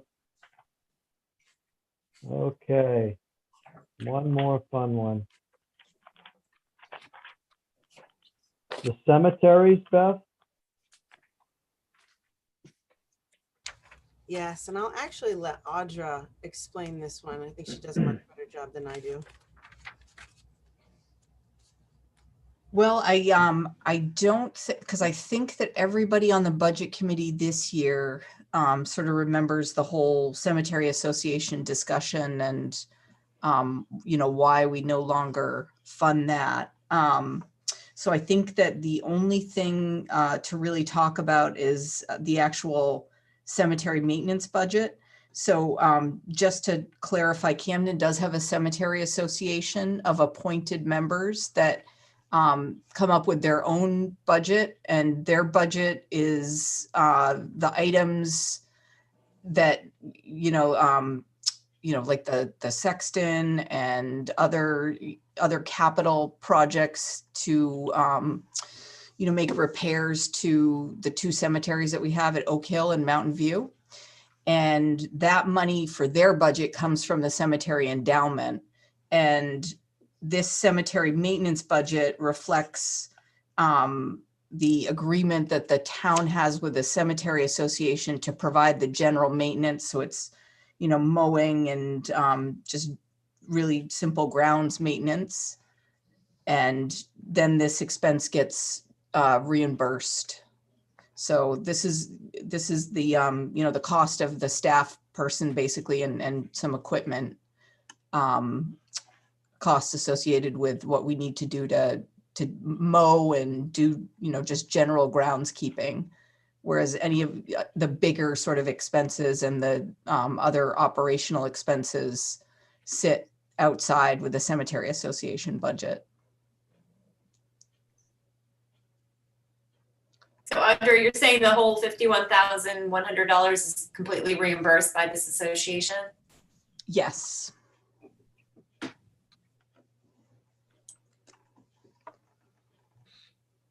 Well, that makes it easy. I say we move to accept that budget. I mean, right?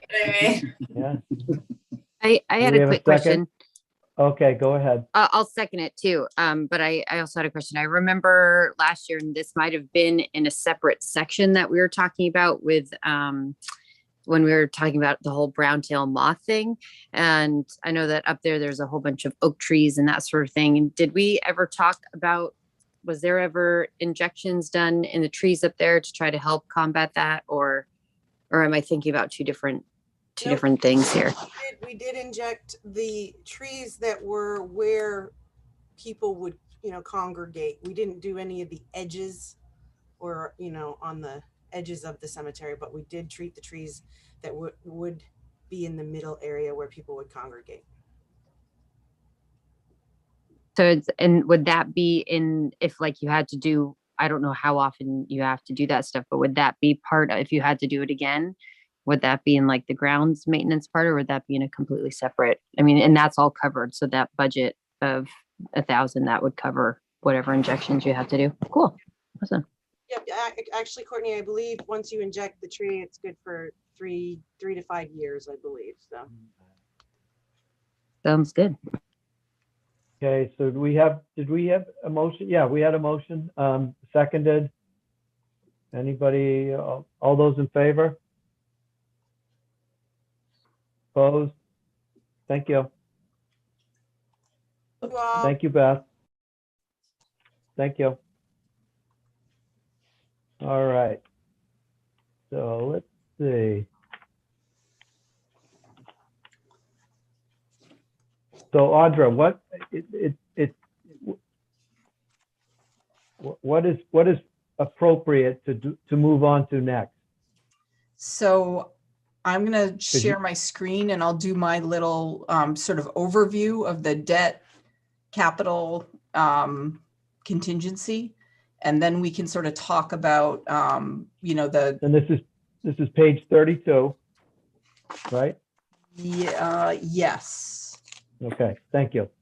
Is everybody clear on where we're going? So Yep. So we have people that are looking to have things approved, and they've been waiting for days. So go ahead, Audra. Thank you.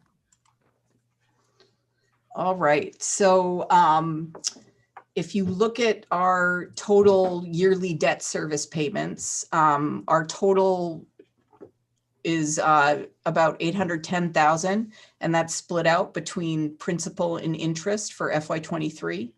So just to remind everyone, this is the second year payment for our energy efficient upgrades that we did for the town. So that's about a $145,000 payment. So in FY23, we're going to retire $68,700 worth of debt, and that's for upgrades that were made to the wastewater treatment plant about 20 years ago. And once that debt is retired, there is some capital equipment that'll be falling off in the next few years, but really we're not retiring a significant amount of debt until FY25 and 27. And FY25, it'll be the public safety building that we're paying off. And then in 27, it'll be the demolition of the old tannery and some of the cleanup that was done around that when the town took over ownership of that site back in the early 2000s. So I'm just sort of bringing this up to kind of explain, you know, why we're not really proposing to take on any sort of major projects in the upcoming financial years.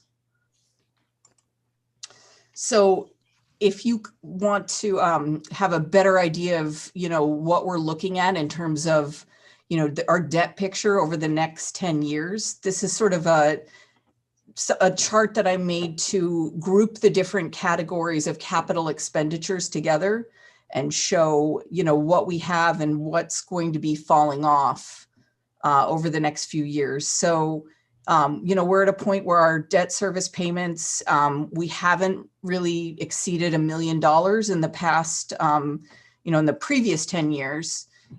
There's been a little bit of an increase, but that was something that we had, you know, discussed at the open town meeting when voters approved the Siemens energy efficiency upgrades. So, you know, we picked up a little bit of additional debt there, but it's really been stabilized by a number of things, you know, old debt, like from the treatment plant falling off.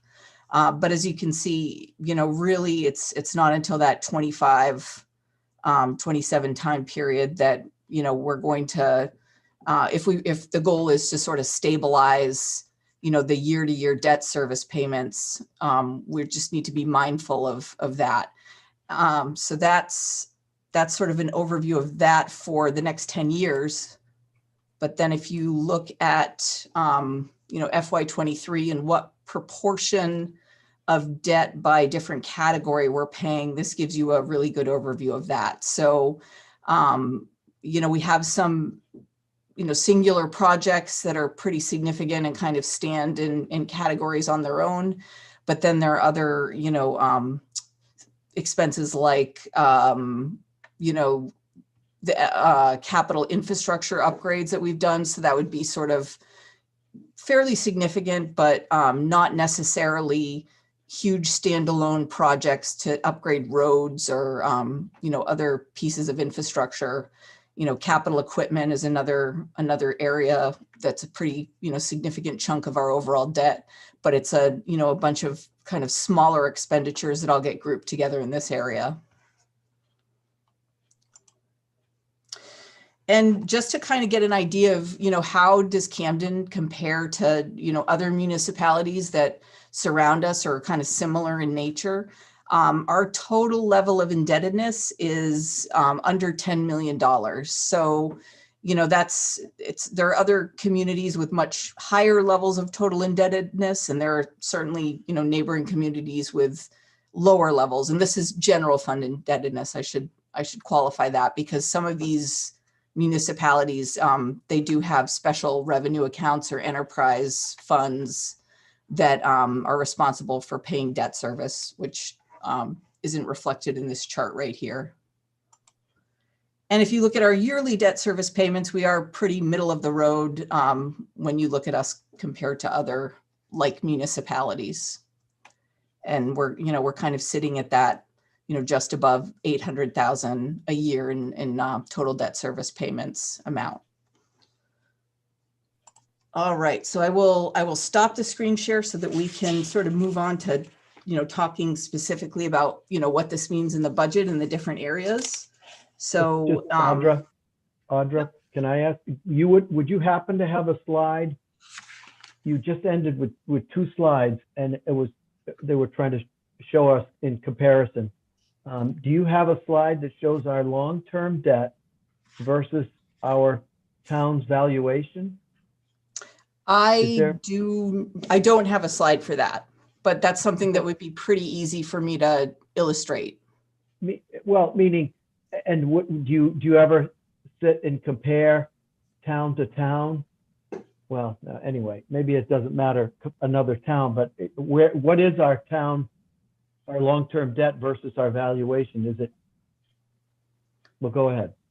Well, I can tell you that, so just in Knox County alone, Camden has the highest valuation by a fairly significant margin. The next highest valuation being Rockport, then St. George, and then the city of Rockland. So yeah, I mean, Bar Harbor, I would say that out of all the other municipalities that were sort of in that last chart that you saw, they're the most comparable to the town of Camden.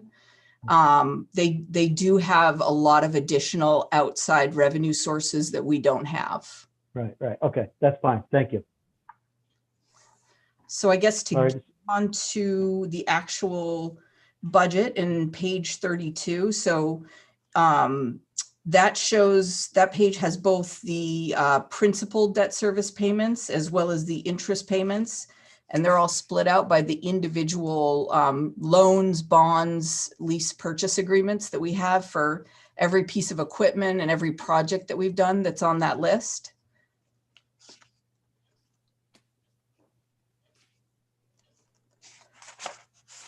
So does anybody have any questions about those 2 pages or those 2 areas?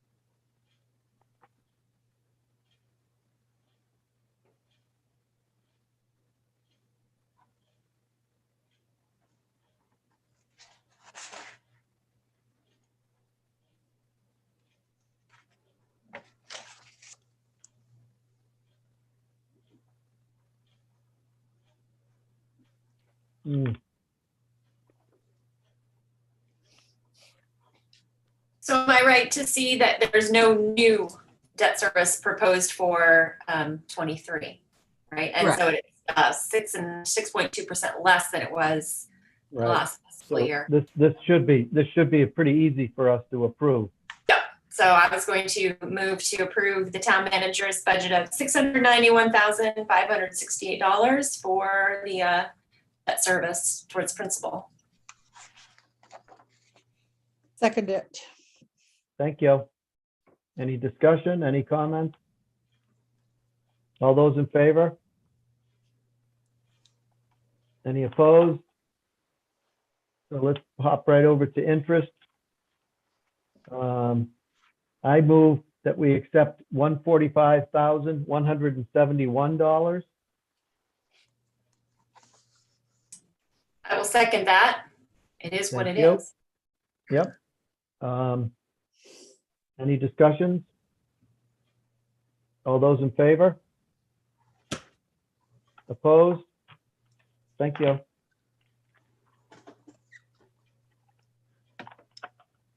All right. So the next area, Yeah. page 34 in your budget books, capital Thank you. reserves. Yep.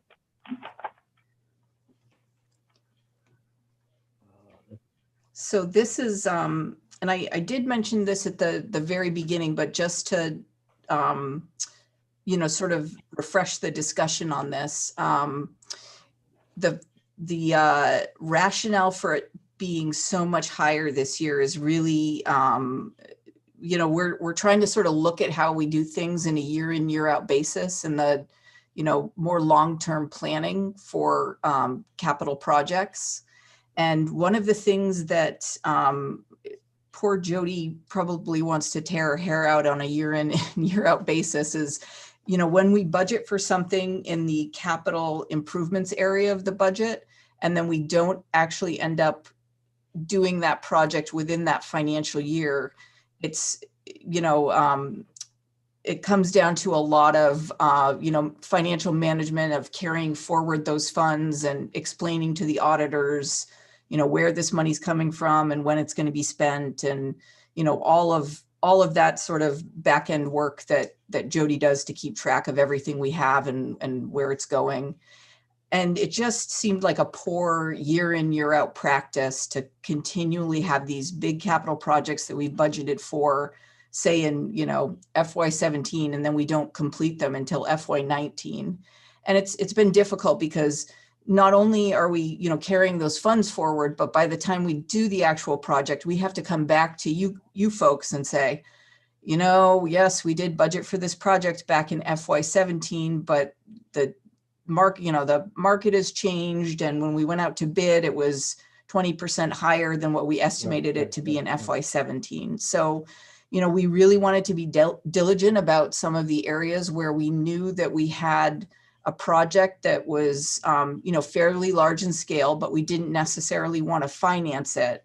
But instead of, trying to put it in as a CIP and seeing, can we actually achieve this project in this financial year? We want it to be more realistic and have it reflected in the capital reserves, which is why we're proposing such a drastic increase. And I think that, some of the more notable areas where this is sort of the, philosophy that we're trying to follow through with, the bridges reserve. So we talked about this last year.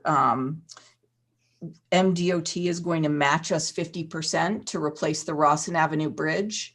And that's going to be a $500,000 project. So MDOT will provide the town with a $250,000 grant, and we need to come up with $250,000 in match. So, last year we put about we already had about $50,000 set aside in that reserve account. And so in FY22, we budgeted $100,000 in that reserve. And then this year I'm proposing the second major chunk of our contribution, so another $100,000, so that, if we're able to do the project in FY22, wonderful. We've got the money sitting in the reserve account where we can match MDOT.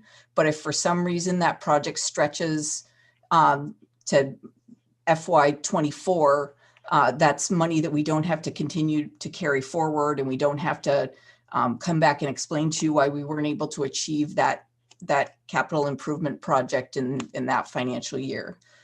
So that's a pretty notable one. Another. But Audra? Yeah. Audra, excuse me, I'm sorry. But there's one entire line item that's missing. It should be right near the River John Street? Habitat. Yeah, the John Street. There's no explanation for a $500,000 chunk. Yeah, and that's, sorry, that's my fault. I can explain it now, though. So the John Street project, that's really, that's about the American Rescue Plan Act funds that the town has received from the federal government as a pass-through from the state. So we already have about half of our, the ARPA funds that we're going to receive. We're receiving them over a 2-year period. And Jody has a reserve account with the ARPA funds sitting in there. So this is really, I'm glad you brought it up, Peter, because it's a really good question for the budget committee, something for you to all talk about and advise the select board on. And it's a big decision for the select board to make and ultimately voters to decide on. So we're proposing that those ARPA funds be used for a big project on John Street, where this would give us the opportunity to leverage a lot of different sources of funds. So that's all grant money. So that's really important to remember, is that's not going to be raised through property taxes. It's money that we have, half of it sitting in another account, and we'll receive the second half in FY23. And so the proposed project for John Street is installing sewer on the portion of John that currently doesn't have sewer, which is roughly from where the Public Works building is to Route 1. So that whole section currently is on septic and not sewered, as well as installing drainage there, because there's a lot of different drainage issues as a result of a pretty substandard stormwater system. There's no underground stormwater there. Yeah, Peter? Well, but you just said, Audra, you just said that the ARPA funds are granted. They're not going to the taxpayers are not going to pay for that. It's $250 now and $250 a year from now. So this $500 though, the taxpayers are paying for. No. Okay, so explain that. So what Again, would happen is we've got it sitting in a different reserve account.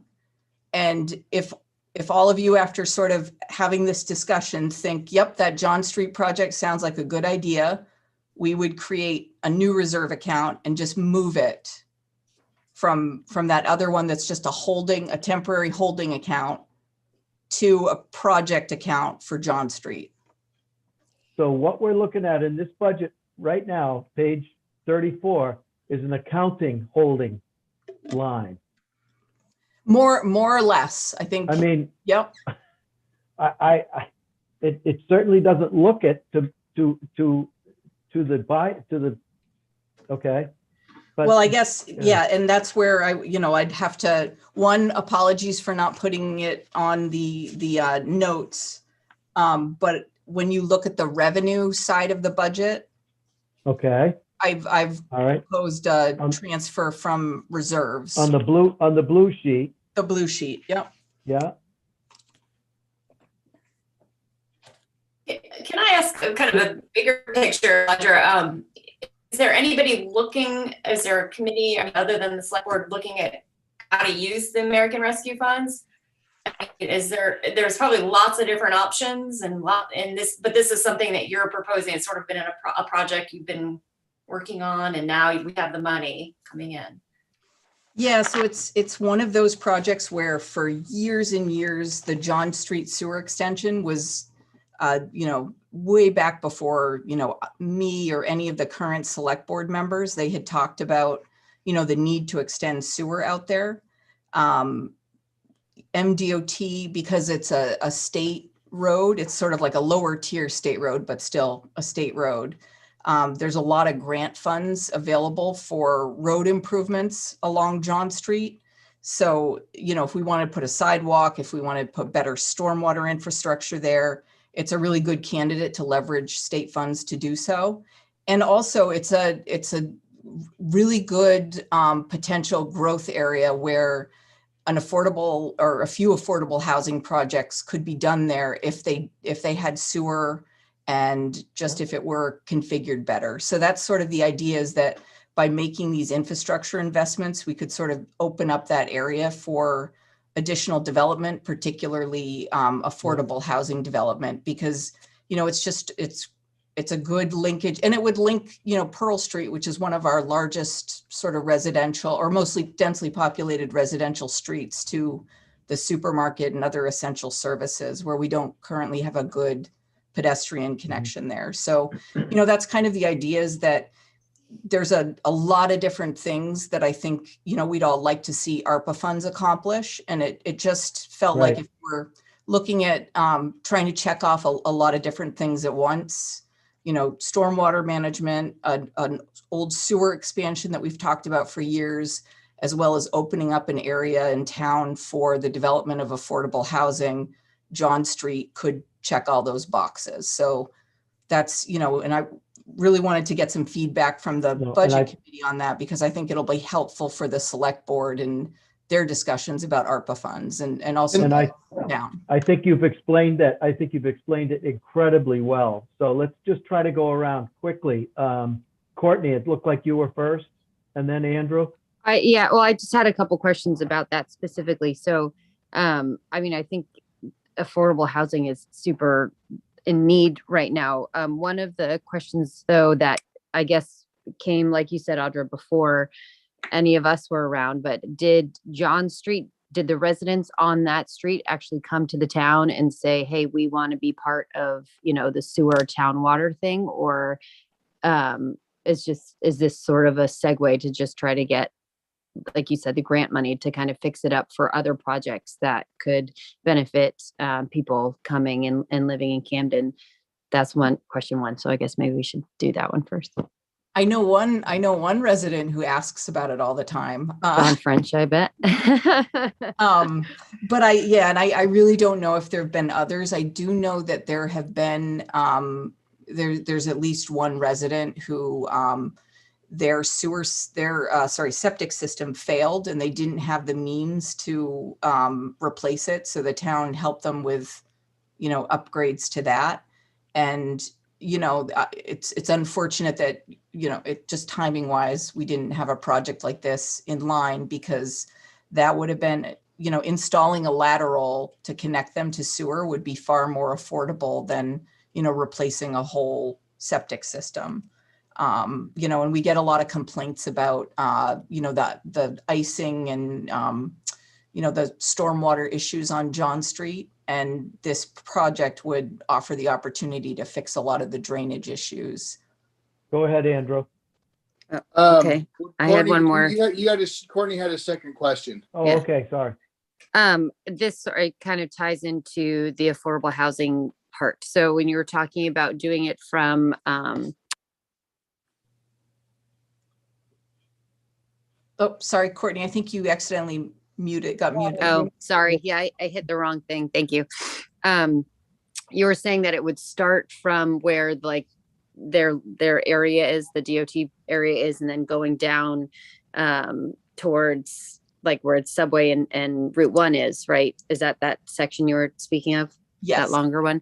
So this is specifically about the affordable housing part. What land area were you thinking that there is available to develop any type of infrastructure along there for housing? Because I'm trying to remember like what it looks like. And I'm like, I don't think there's a lot of land along that way, but I could be wrong. So the town owns a parcel that could be a good candidate if we're able to partner with a affordable housing entity. And, there's a lot of, sort of large parcels that currently, and to be quite frank, a zoning ordinance amendment would be required. And I think that, once there is sewer infrastructure in there, that area would be more suitable to be zoned as village instead of village extension.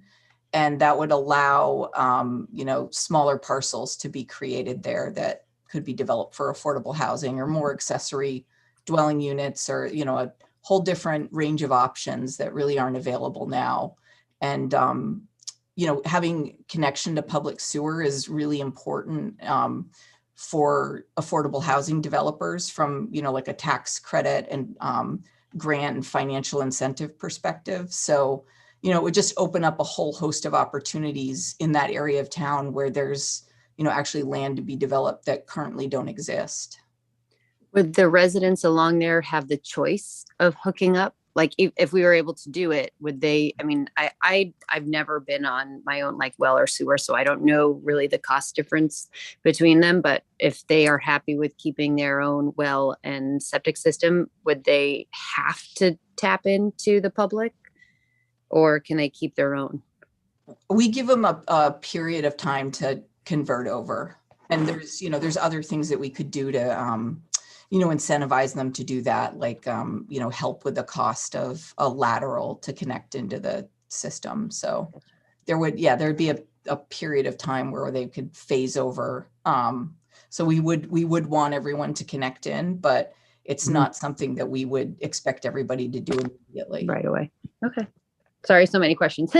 No, they're all good questions.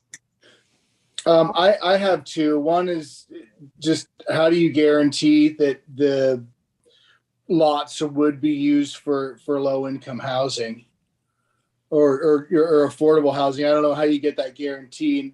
And then the other, maybe it's more of a comment. And the other one is, can the wastewater accommodate the wastewater remediation? Can it accommodate a whole new section of road and new houses and then potentially new developments? Is that gonna put a domino down to expand the wastewater, accommodation for the new effluent and everything that has to go down there? So we have, would we have to? Yeah, I understand. Yeah, we have enough capacity currently at the wastewater plant where we could absolutely accommodate, additional development on John Street. The only area where we would have any, certain control over being developed as affordable housing is the parcel that the town owns, and everything else, it's more of just, trying to incentivize, the development of more housing and affordable housing. And,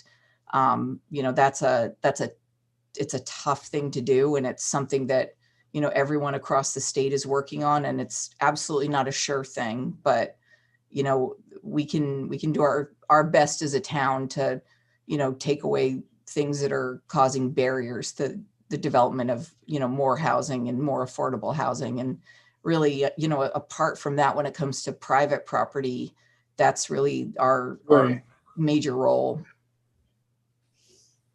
Okay. All right. Thank you, Andrew. Let's see, Pamela, let's go for you. I think Nancy had her hand up before I did. If you want to go Go ahead, Pamela, go ahead. Okay, all right. I just had a comment, really. You mentioned putting in a sidewalk along John Street, and I think actually that would be a great addition to that street. I use that street to go back and forth to Hannaford quite a bit, and I often see people walking along the side of the road, and it just seems dangerous for people to have to use that as pedestrian. The road itself is a pedestrian access. So yeah, just if nothing else, I think that would be great. That would be a great addition to John Street. Yeah, I think it's probably one of our most, people express the most concerns about the lack of pedestrian infrastructure there. Mm-hmm. Yeah.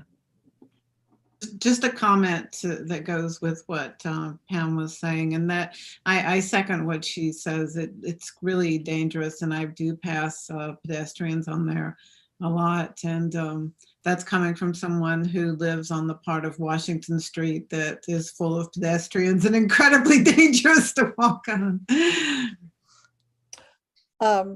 Actually, Alicia, I think you're getting a sidewalk too, so hopefully it gets safer altogether. Okay. Wow, this is great. Thank you.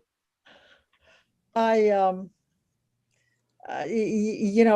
Pamela just said, I think is very important. It's important to have a sidewalk there. It's also super important at any time we do anything to any street in town to make sure that there's bicycle access on it.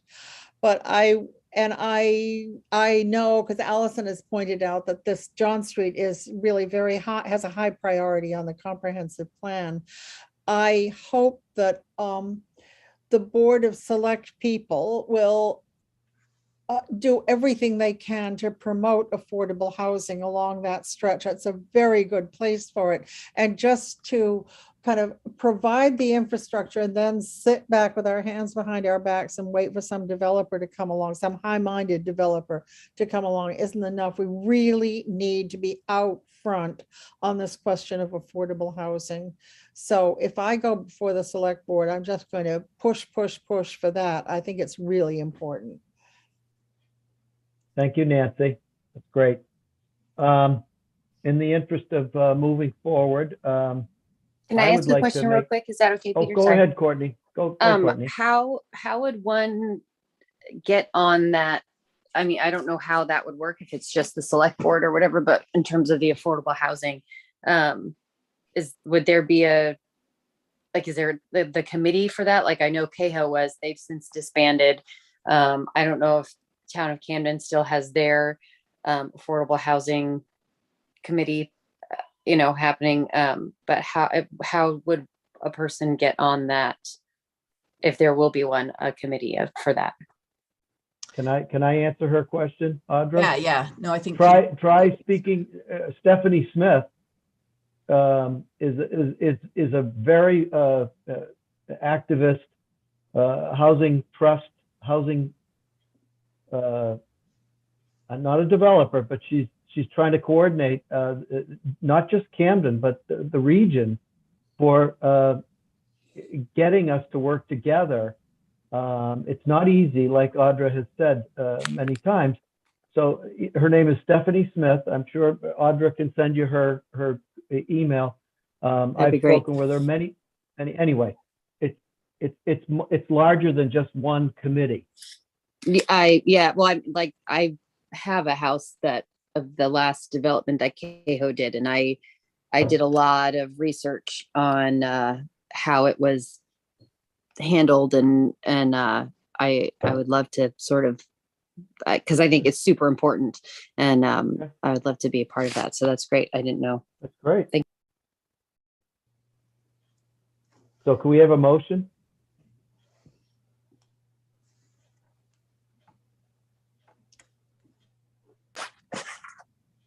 Okay, I move that we accept the figure of $850,000, the town manager's figure for capital reserves. I'll second that.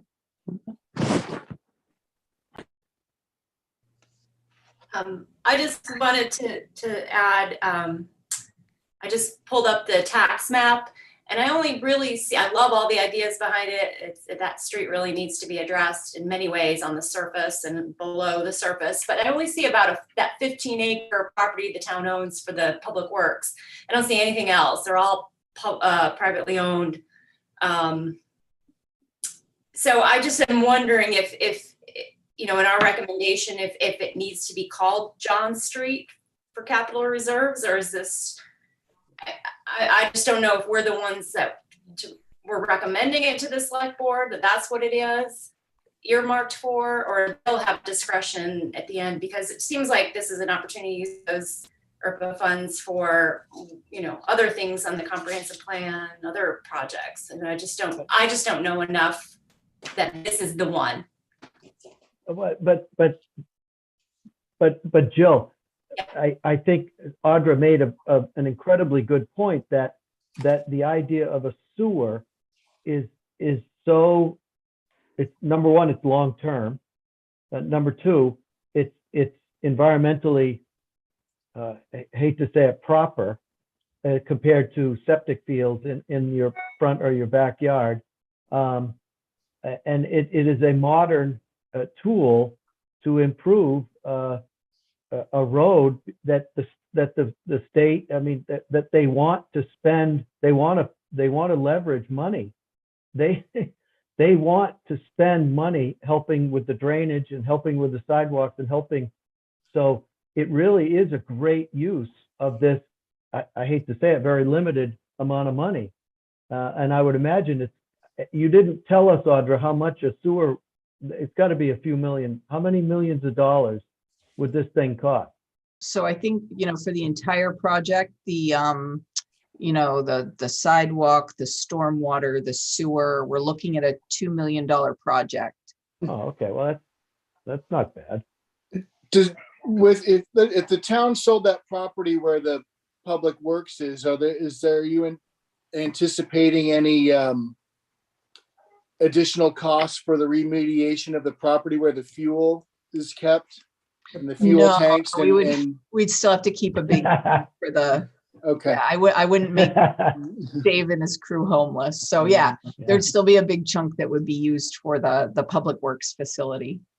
And I Okay, don't so want to we- give too much away, but there's an opportunity for the town to work in partnership with one of the abutting landowners to do something.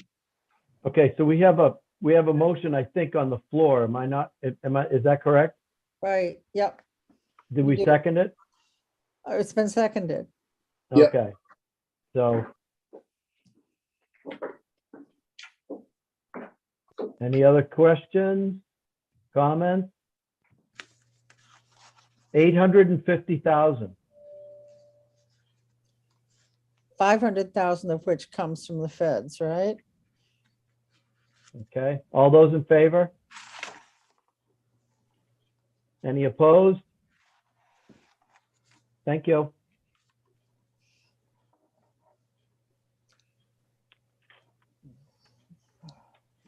All right.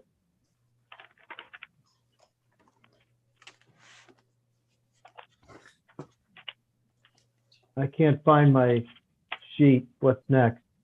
So next would be page 36. So this is capital improvements. Okay, This thank is, you. yeah, equipment, facilities, and any infrastructure that we actually think we can achieve this year. And so this is where, you know, I had to make some hard decisions between what department heads asked and what, you know, I'm recommending to you all. So I've asked all the department heads that had CIP requests to be available so that you can ask them questions, because there are certain things that, you know, I just had to make a call. Do we do it this year, or do we try and hold off for a future year? And, you know, we're all trying to, you know, just sort of be really mindful of the bottom line. So there were certain things that I recommended that we didn't fund this year. But I think at the top of the list, you know, Randy discussed this in his presentation, but new police cruiser, given that, you know, we held off on the purchase over last year, I believe. Have I made you wait longer than 1 year, Randy, or was it just last year? Yep, last year, but over the last 5, I think we've skipped a couple. So last year and another year that we skipped. Yeah, so that's why I'm recommending it this year. And we would, you know, we'd move forward with the continuing to try to replace the fleet. So it's all hybrid cruisers, and hopefully when, you know, they get to a point where it makes sense, you know, electric cruisers. So that's that 55,000. You know, there were some AV system and other building repairs that were proposed for the public safety building. But that was sort of, you know, one area where I thought we needed to hold off and sacrifice for this year and relook at it again in a future financial year. So that's 55,000. That is for a hybrid electric fuel, etc. Vehicle, right? It's not for that is most likely going to be a 2022 Ford Interceptor hybrid SUV. It is gas electric, and I'd be replacing a 2014. And when I gave you my presentation, I told you that when I took over as chief, we used to cycle our cars out every 2 years, and we've had that one since 2014. So we are far extending the life on them. Well, let's hope we can keep this new one going just as long. I'll do everything I can to do that. Thank you. The next one on there is that Pearl Street drainage, huh? Yep. So perfect example of a project where I have to come back to you all and say, yes, I know we budgeted for this, a few financial years ago, but we weren't able to, complete it, and the costs are going up. So this is accounting for that difference. And also we've sort of expanded the scope of that project a bit, and Dave St. Laurent is here to explain that as well.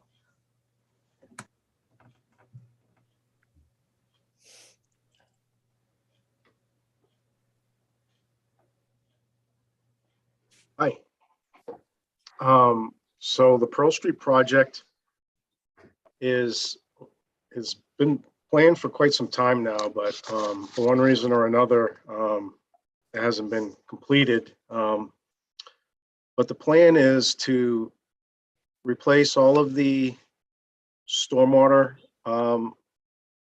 line and run a lateral to each one of the homes, or actually at the boundary of each home. So each person that shares a boundary would share a potential stormwater lateral.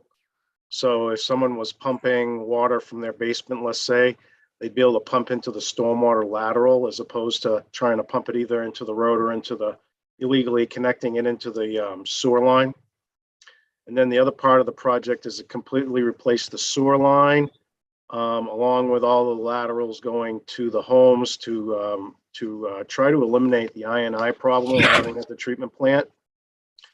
And once that's all accomplished, then we would recompact and regrade and resurface the road and completely rebuild a sidewalk from Free Street all the way to John Street, with the goal of eventually having a really good connection to kind of going down Route 1 with the Route 1 projects that's happening this year also. Then we would just be missing the John Street piece. So we'd have that connectivity of sidewalk from basically Hannaford all the way to the downtown, which we're missing right now. It's not really connected at this point. Upper Pearl Street doesn't, or Pearl Street, the John Street end of Pearl Street doesn't have a sidewalk. So it's basically rebuilding the whole road. It's in pretty bad shape, redoing all the infrastructure, redoing the sidewalk, new curb, and some trees.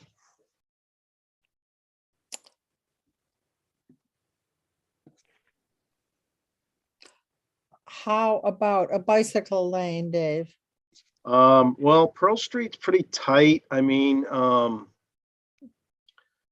and it's a pretty slow moving road. What we can do is, I think that's a good road. You could put sharrows on to share the lane. You're not talking a real high speed road. An awful lot of kids live on that street. I mean, traditionally, going back over the decades, it's always been a street with a lot of kids on it. Yeah, so if you look at the road right now, it's pretty narrow when you think about the parking. And if you put a new ADA sidewalk, which is 5 feet, and that sidewalk right now is between 3 and 4 feet. So you're already going to be kind of stretching the road just a little bit, not much, but it's going to be widened maybe half a foot on each side. When you start talking bike lane, you're talking another 5 feet, and that's just to have one on one side. And you really ideally need a bike lane on both sides for, to really have a good bike lane, or so that people can go in each direction. So you're talking 10 feet. So when you go to the Pearl Street residents and say, I'm going to take, 5 feet more of your, even though we might have the real estate there, that's not really a popular proposal. Option. Yeah. Yeah. Thank you, Dave. Mm-hmm. Okay, Andrew. So in that work, you would be staging the proposed work for John Street at the top of Pearl Street as well? Or would you finish Pearl Street, and then when John Street happens, you're gonna break back into Pearl Street to reconnect at that intersection? Oh no, I mean, we would leave first of all, John Street isn't completely been, planned out or thought out completely. So we would leave the end of Pearl Street, in a way that allows it to be connected to John Street. That's all part of the planning process. I mean, but you have to have like the long-term goals of these kinds of things. And I think that connectivity to, your malls and your stores and, your Route 1 is all like an important part of the town, because people move to Camden because they want to be able to walk around and get around places. Not always just drive a car everywhere. I mean, a lot of people don't have a car, and they want to be able to walk to everything. No, that's great. I agree with that.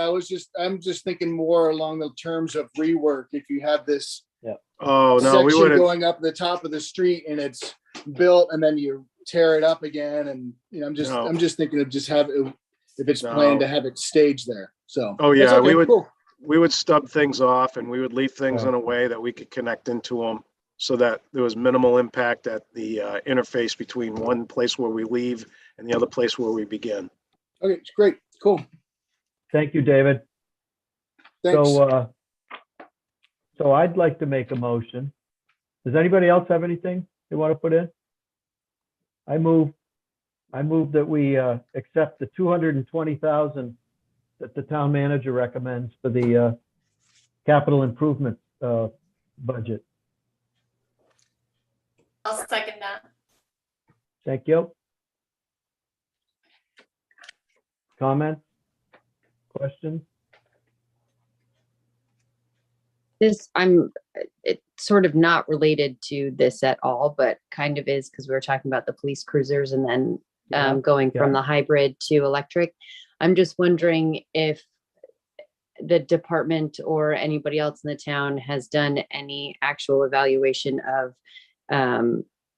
what a full electric car actually means when it goes out of commission, in terms of the battery usage and sort of like the waste that comes from a full electric car. I mean, I know cars aren't good either way, like they're just not great, or, usually full electric doesn't have like the pickup or the speed that you would need if you're going to be doing any kind of, so I'm just sort of like an environment side of things, of the mining and stuff that it takes to build the batteries and blah, blah, blah. I'm just wondering if that's really the direction. I think Randy, didn't you cover all that? Didn't you tell us about that? Well, we're in the evaluation process right now, and I feel the gas electric hybrid is the way to go. But before we converted to full electric, those are things that I've seen some of the mileage decreases, so I'm a little concerned about that during winter when it's cold, especially with all the gear that we run. Yeah. Cruisers. Right. And before we would make that commitment to go to full, there'd be a time period where we would evaluate all of that to make sure that it is the best thing for us. But, I think that in 10 years, we're all going to be driving electric cars, but they are really fast though. I can tell you that, like I said, I wasn't a big fan of getting a gas electric hybrid, but my 4-cylinder gas electric hybrid is faster from 0 to 60 than the old Crown Victoria V8s. 60 out, it's a little more long leg. It takes a little while. I don't need to go that fast, so it doesn't bother me. But the electric cars, actually, the electric motors seem to wind up, and they do take off a lot faster. So thank you, Randy. Just to kind of point out quickly, Chris Farley, his, pickup truck that he needs for getting to incidents, he has different needs, of course, than Randy and his department. And he did analysis and looked at it and thought that, going full electric with his pickup truck was the best solution for him. So that expense, that $60,000 for that new truck, will be an electric vehicle. Thank you, Audra. Okay, so we have a motion and it's seconded. And all those in favor? Any opposed? Okay, thank you.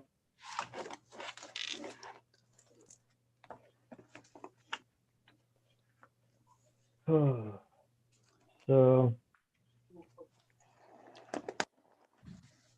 I don't have my sheet. What's next? Adjournment. That's the adjournment. I did Yeah, want to done. ask you all a question though. That's a good idea. About next week. Yeah.